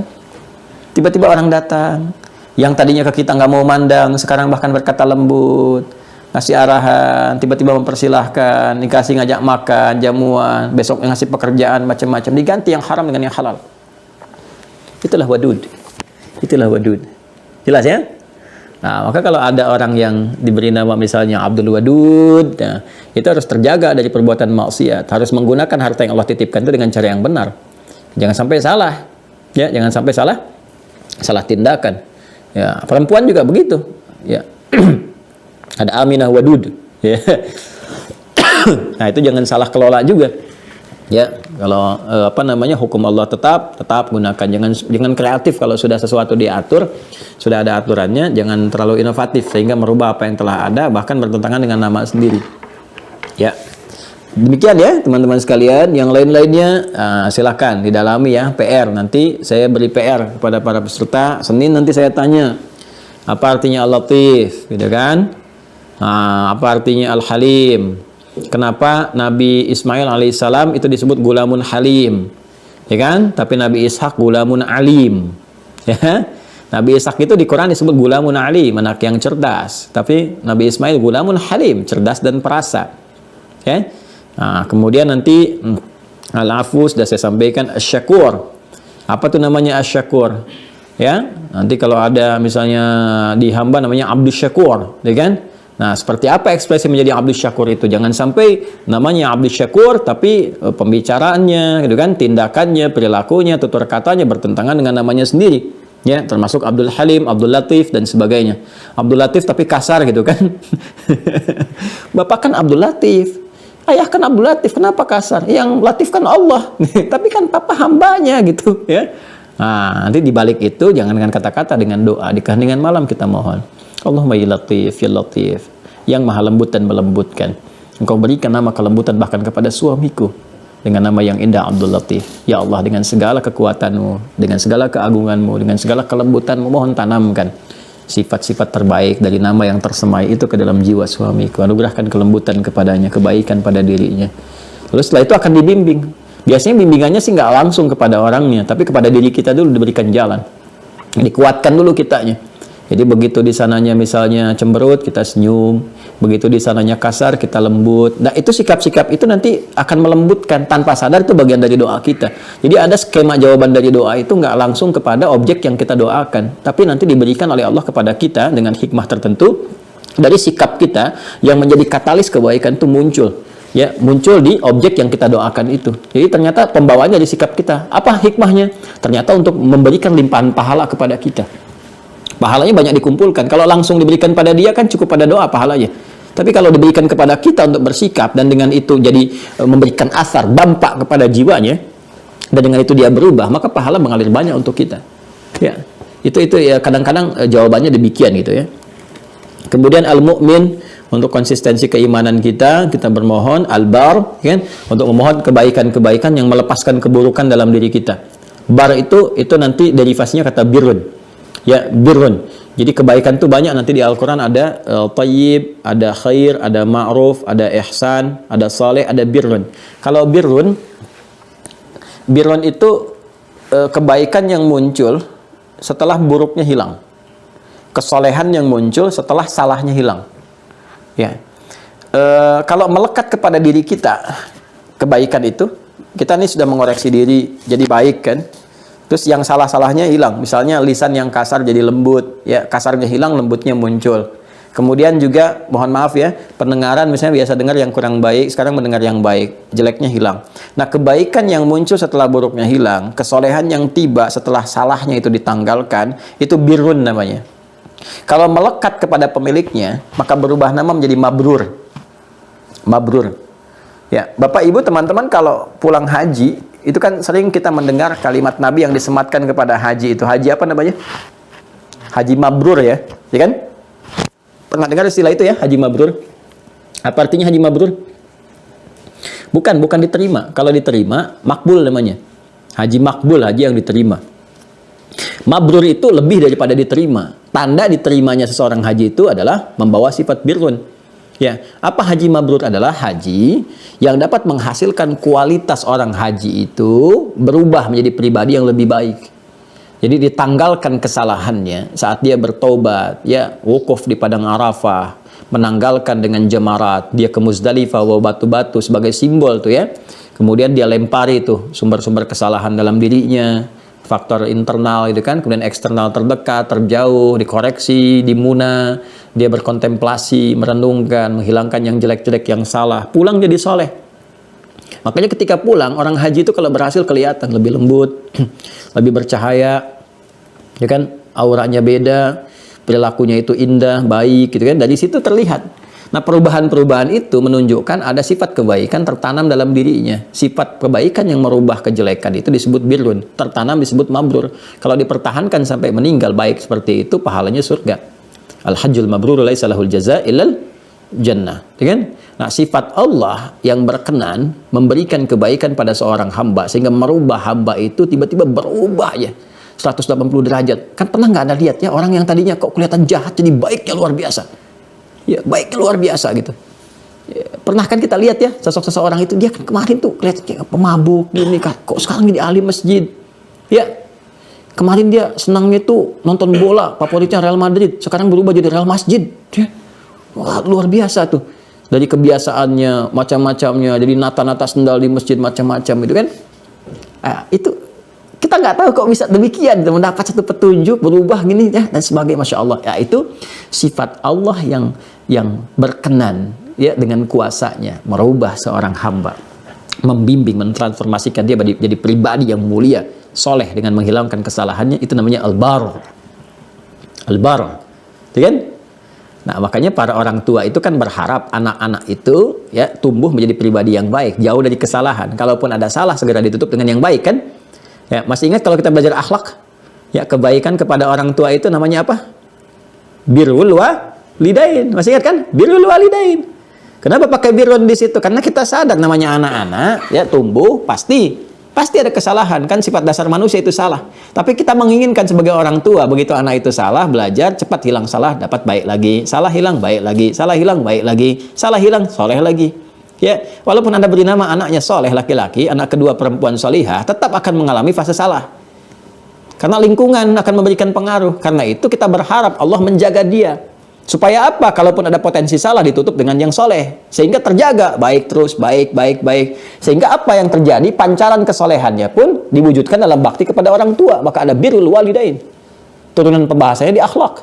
Maka kita bisa memohon kepada Allah. Allahumma yal bar. Allahumma ya Rabb, ya Rahman, ya Rahim, ya Al-Bar. Ya Allah yang maha baik, yang mampu menanggalkan kesalahan menjadi kesolehan. Ya, mohon anugerahkan kepada aku anak-anak yang saleh, anak-anak yang dengan kesolehannya mampu membahagiakan kedua orang tuanya, ya Allah. Engkau yang titipkan dia kepadaku, ya Allah, untuk aku kandung, aku lahirkan, aku berikan perhatian. Engkau yang titipkan kepadaku, ya Allah, untuk aku berikan kasih sayang. Engkau yang titipkan nafkah kepadaku untuk diberikan kepadanya. Kami telah jalani semuanya, ya Allah. Namun hanya Engkau yang maha baik, yang mampu menanggalkan semua kesalahan yang tak nampak bagi kami, ya Arhamar Rahimin. Maka Allahumma kami berharap, kami bermohon bersimpuh kepadamu, ya Rahman, ya Rahim, ya Al-Bar, yang maha memiliki kasih sayang yang mendalam, cakupan rahmat yang luas, yang mampu menanggalkan segala kesalahan dan menggantinya dengan kesolehan. Mohon anugerahkan kepada kami anak-anak yang saleh, anak-anak yang baik, yang mampu mewarisi salah keluarga dengan titian kemuliaan yang meraih ridha-Mu saat kami kembali kepadamu. Kumpulkan kami dengan kebaikan, kemuliaan yang Kau tetapkan dengan sifat-sifat agung-Mu. Kalau hamba bermohon kepada yang maha bisa merubah dengan segala kebaikan, dengan sifat barnya yang mampu menitipkan, memberikan, menanamkan kemuliaan dalam jiwa setiap hamba, belum mampu juga ya Allah kami mendapatinya, lantas tunjukkan kepada kami dengan cara apa lagi kami mesti memohon. Wah, itu kalau dipanjatkan tengah malam setelah tahajud itu enak gitu. Minimal hati kita itu tenang. Habis itu lihat ya anak-anak. Saya kalau datang itu jangan duga, Anda duga saya pulang jam 8, 9. Tidak, kadang-kadang kita pulang tengah malam, jam 12, jam 1, jam 2 pulang. Kadang tertidur di kantor, menjelang subuh kita sempatkan pulang. Itu kalau saya pulang, lihat keluarga sudah tidur semua, saya tetap satu-satu itu. Istri saya, anak saya, semua kita lihat. pegang satu-satu palanya, itu kan kita doakan sama Allah, kita mohon ampun. Ya, pertama kita koreksi diri dulu, ya Allah, itu kan aku berdakwah, mengajak gini kan, aku mohon ampun kalau dengan semua apa yang aku kerjakan belum mampu memberikan perhatian kepada keluarga. Kita lihat, minta. Jadi itu apa ya? Ada melahirkan ketenangan tersendiri. Jadi ketika kita tidur tuh enak gitu, pasrah, minta. Allah pasti, ya Allah, ya Engkau berikan kepada aku jalan untuk berdakwah dengan sedikit perhatian untuk keluarga. Tapi aku yakin dengan sifat baik, Engkau pasti akan mengganti semua ini. Kau berikan jalan-jalan kebaikan untuk keluarga. Aku lihat anak satu-satu. Itu kalau kita biasakan mau bangun tidur tuh ya, kita atau mau tidur kita lihat, terlambat datang kita lihat, terus kita minta, kita mohon, kita bersimpuh, itu pasti Allah ganti tuh. Ya pasti Allah berikan gitu jalan-jalan kemuliaan kebaikan itu. Ya itulah diantara yang bisa kita harapkan, dan sampai sejauh ini alhamdulillah gitu teman-teman sekalian. Jadi setiap menatap itu yang kita lihat baiknya aja. Kita mengerti bahwa nggak ada yang sempurna. Ya bahkan kalau ada kondisi-kondisi misalnya, ya taruhlah anak-anak berbuat salah dan sebagainya, tapi Allah masih tanamkan kepada diri kita itu untuk merespon dengan baik. Ya rasa-rasanya kok, aduh, gimana nih mau marah sama anak kita aja banyak salah kok. Masa anak saya belum dihisab, belum ada dosa yang dihitung oleh Allah, terus kita yang pendosa mau marah sama anak yang belum dihisab. Rasanya malu gitu. Ya, rasanya malu. Nah ini kita bisa mohonkan. Kadang-kadang kita ada keinginan Allah kasih jalan itu kan. Nah, namun demikian kita nggak baca jalan itu. Ya kita nggak buka kuncinya. Jadi saya kira nama-nama ini kita bisa hadirkan, kita praktekkan dalam kehidupan, kita minta, tapi dengan segenap ketulusan jiwa kita. Ya, kalau ingin Anda menggetarkan aras, maka Anda harus mampu menggetarkan hati dulu. Ya, jiwa Anda dulu getarkan dengan bahasa-bahasa yang khusyuk, kalimat-kalimat yang baik, rasakan, pelajari ilmunya, dalami, baru Anda minta. Getarannya kuat gitu ya, mengguncang aras itu dengan sangat cepat. Ya, kemudian juga ada rafi'ud darajat, gitu ya. Ya. Nah ini terkait dengan rasa cinta yang Allah titipkan dengan mengangkat derajat-derajat hamba. Ya, bisa kita pakai misalnya saat promosi jabatan diangkatnya di birokrasi, misalnya kan di diplomasi atau di jabatan tertentu atau dengan harta. Nah ini minta doa ini sertakan setiap waktu nih, dalam setelah sholat, berangkat kerja, supaya terjaga kedudukan Anda dipakai pada yang baik, jangan sampai menyeleweng, menyimpang. Ya, berbuat sesuatu yang menyimpang. Ya Rafi'ad darajat, ya Allah yang maha mengangkat derajat setiap hamba, Engkau yang menitipkan amalan ini kepada hamba, kan? Nah, jadi kalau Anda mintakan dengan kalimat itu, Anda minta dinaikkan jabatan pun terjaga oleh Allah. Kan ada orang minta promosi dengan nyogok, kan? Lobby-lobby sana sini dengan cara yang tidak tepat. Anda lobby Allah aja, nanti Allah gerakkan setiap hamba itu untuk memberikan jalan kepada Anda dengan cara yang baik, dengan cara yang benar. Gak usah keluarkan uang dengan cara yang haram, gak usah nyogok-nyogok, gak usah menjilat sana sini, gitu kan? Nah, cukup Anda melobi Allah dengan kalimat yang benar, mohon, tahajud, minta. Kan tahajud itu memberikan kedudukan tertinggi yang terbaik, maqaman mahmudah. Asa ayyab'atsaka rabbuka maqaman mahmudah. Itu kan di Quran surah 17 kan? Ayat 79 sampai 81 itu. Ya, ketika Allah menyampaikan wa minal laili fatahajjad bihi nafilatan laka asa ayyab'atsaka rabbuka maqaman mahmudah. Setelah maqam mahmudah diberikan tempat terbaik kedudukan. Jadi apapun Anda. Di birokrasi misalnya, jadi yang tertingginya, ya, atau misalnya di jabatan tertentu punya kebijakan, mohon ya Rafi'ad darajat, ya Allah yang mengangkat derajat pada seorang hamba dan sebagainya. Minta bimbingan, mohon berikan aku ya Allah supaya amanah ini aku gunakan sebaik-baiknya, tidak menyimpang dari kedudukan. Ya Allah, aku takut ketika Engkau berikan titipan kedudukan kepada aku, ketika dihisab aku tak mampu mempertanggungjawabkannya. Mohon bimbing hamba ya Allah. Engkau angkat aku, Engkau berikan kepercayaan, Engkau berikan amanah kepada aku, Engkau pula yang memiliki bimbingannya. Maka mohon berikan bimbingan itu kepada aku, sehingga dengan itu semua aku jalani titipan dengan baik, sesuai dengan apa yang telah Engkau kehendaki. Minta. Bisa dengan harta. Jadi kalau harta sudah diberikan, jangan dipakai pamer. Karena harta itu dititipkan untuk mengangkat derajat Anda di sisi Allah. Kalau mengangkat derajat manusia gampang. Sama manusia itu, maaf ya, dengan kerja keras saja kok dapat ya. Jadi kaya itu syaratnya bukan iman. Ya, kaya itu syaratnya ya kerja keras, dapatlah kekayaan itu. Iman itu memberikan berkah kepada kekayaan. Sehingga berkah itu memberikan dampak kehidupan yang baik di dunia, kemuliaan di akhirat untuk mendapatkan surga Allah. Itu bedanya. Ya, jadi kalau Anda diangkat derajatnya oleh Allah dengan harta benda, dapat dari mana-mana, ya ekspresi syukurnya itu dengan cara apa? Ekspresinya dengan gunakan harta itu sesuai dengan peruntukan yang telah Allah tetapkan. Mudah kok bagi Allah memindahkan harta itu ke tempat lain, ke orang lain, atau menghancurkan dalam semalam, selesai. Gampang kok, udah banyak contohnya. Ya, coba dikasih kesempatan panjang pada Anda sampai saat ini, bukan ingin menunjukkan kesombongan, tapi supaya Anda menyadari itu anugerah bagi Anda, ya, untuk selalu Anda mendekat kepada Allah. Ya, boleh jadi yang lain sudah banyak dengan tenaga, ada yang bisa adzan ke masjid. Anda dikasih Ferrari aja nggak bisa adzan.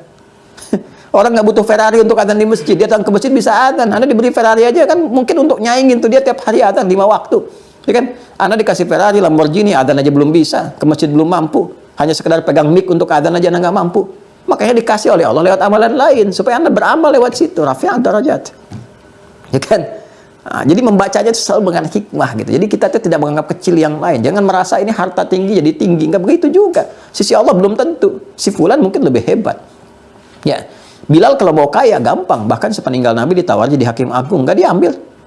Karena merasa apa? Merasa sudah ditinggikan oleh Allah. Rafi'ad darajat itu dengan adzan itu sudah merasa tinggi. Ya, itu Bilal tuh adzan Allahu Akbar tuntas. Adzan Nabi komennya di like oleh sahabat, di share ke kita. Apa kata Nabi? Kata Nabi, saya mendengar suara terumpahnya Bilal di surga. Dengan adzannya itu, terdengar suara terumpah. Bilal nyimpulkan, kalau dengan adzan masuk surga, ngapain saya kerja seperti Utsman? Seperti Abdurrahman bin Auf. Maksudnya apa? Ya tetap kerja, sekedar untuk butuh hidup aja. Atau saya sudah dapat dari lisan Nabi, alhamdulillah dengan adzan. Jadi beliau tekuni, itu fikih marbot tuh. Ini bangga Anda. Dengan adzan tuh bangga. Rizki Allah cukup kan? Nggak ada orang hidup di masjid kekurangan rizki. Alhamdulillah itu. Dapat. Kecuali orang yang selalu merasa kurang, nggak pernah cukup, ya selalu begitu. Jadi saya ingin katakan teman-teman sekalian, rafi'ad darajat itu bisa dengan iman, bisa dengan ilmu. Ya di Al-Mujadalah ayat 11 itu kan, yarfa'illahu alladhina amanu minkum walladhina utul ilma darajat. Nanti iman itu kan jadi standar, dibawa ke kedudukan dengan iman semakin meningkat derajatnya, bukan semakin turun. Ya, jadi walaupun jabatan Anda misalnya nomor 2, nomor 3, tapi ketika ada iman kesannya lebih mendalam. Begitu purna pun itu apresiasinya tinggi gitu, masih diingat, masih dikenang, macam-macam dibicarakan di dunia, di akhirat diangkat, luar biasa. Maka kalau udah dapat titipan itu dengan iman, atau dengan ilmu, dengan macam-macam, sebut ya rafi'ad darajat. Ya rafi'ad darajat. Biasanya kalau sudah rafi'ad darajat pakai wasi'al karami, kan? Ya rafi'ad darajat wasi'al karami. Ya, maksudnya apa? Ya Allah, sekalipun kau telah angkat ya Allah derajatku, alhamdulillah aku bersyukur padamu, maka luaskan kemuliaannya. Karami itu kan kemuliaan. Yang dengan pangkat ini jadi mulia, dengan harta ini jadi mulia, dengan ilmu ini jadi mulia, dan sebagainya. Ya. Selanjutnya Ar-Razzaq, Al-Wahhab, Al-Wasi saya sudah terangkan, tinggal kita amalkan. Jelas ya? Nah, untuk hari ini, Masya Allah rencananya 5 ya, rencana kita indah, tapi takdir Allah lebih indah gitu. Kita berhenti di 3. Kita harapkan besok kita bisa sempurnakan, tapi karena saya sudah beri pengantar yang cukup dalam dan luas hari ini, jadi esok saya tidak perlu jelaskan lagi pada apa yang telah saya uraikan. Jadi nanti besok langsung saya terangkan ke intinya. Asmaul muta'alliqatun bi uzmatillah, nama yang terkait dengan keagungan Allah gitu kan. Kalau asma udah saya terangkan, muta'alliqah udah, dan keagungan Allah seperti apa, jalalnya bagaimana, nanti ada berapa namanya. Setelah itu nanti terus sampai mudah-mudahan kita sempurnakan ke 8. Jadi yang bisa kita uraikan di pagi hari ini ya, setelah subuh tadi kita uraikan, kita bahas, tinggal kita praktekkan ya. Sekarang lihat nih ada 6.500 lebih santri Mira. Nah, sekarang praktekkan nama-nama ini. Gampangnya gini, nggak usah Anda hafalkan dulu untuk memaksa diri menghafal semuanya misalnya, itu bagus. Ya, tapi step paling gampang gini, profesinya apa sekarang? Masalah yang dialami apa? Tulis aja dulu. Ya, nggak usah dibayang-bayangin, tulis aja. Saya sebagai ayah ini mendapati titipan istri begini, istri mendapati titipan suami begini kan, ya. Nah, kemudian nanti anak-anak berdiskusi berdua, lihat, dan nanti setelah itu selesai, kemudian terlihat seperti apa, cari nama yang sesuai dengan apa yang kita butuhkan, ya kan? Nanti kita bisa tahu nih, oh saya mau minta Al-Bar untuk anak saya minta Al-Wadud untuk ini, rafi'ad darajat untuk pekerjaan. Nanti Jumat juga begitu, suami misalnya Jumatan, istri di rumah minta, suami berangkat kerja, istri di rumah mendoakan, cari nama-nama yang sesuai, demikian seterusnya. Itu prakteknya. Ya, jadi tolong jangan berhenti di tulisan-tulisan dan paparan-paparan. Ya, tapi luaskan ini semua ya dalam bentuk implementasi kehidupan kita sehingga pahalanya lebih meluas dan keberkahannya lebih dalam kita dapati. Saya kira itu ya teman-teman sekalian. Demikian teman-teman sekalian, terima kasih atas perhatiannya hari ini. Mohon maaf kalau ada hal yang kurang berkenan, mohon dikoreksi kalau ada nampak diketahui sesuatu yang salah, sehingga dengan itu bisa cepat diperbaiki dan kita tetap dalam keadaan bimbingan yang baik dan mudah-mudahan diridhai oleh Allah Subhanahu wa taala. Allahumma taqabbal minna innaka antas samiul alim wa tub alaina innaka antat tawwabur rahim. Allahumma rabbana atina fid dunya hasanah wa fil akhirati hasanah wa qina adzabannar. Wa sallallahu ala sayyidina Muhammad wa ala alihi wa sahbihi ajma'in wa akhiru da'wana subhanakallahumma bihamdika asyhadu an la ilaha illa anta nastaghfiruka wa natubu ilaik. Alhamdulillahi rabbil alamin. Demikian, terima kasih. Ustaz Fadil akan menutup, dipersilahkan. Assalamualaikum warahmatullahi wabarakatuh.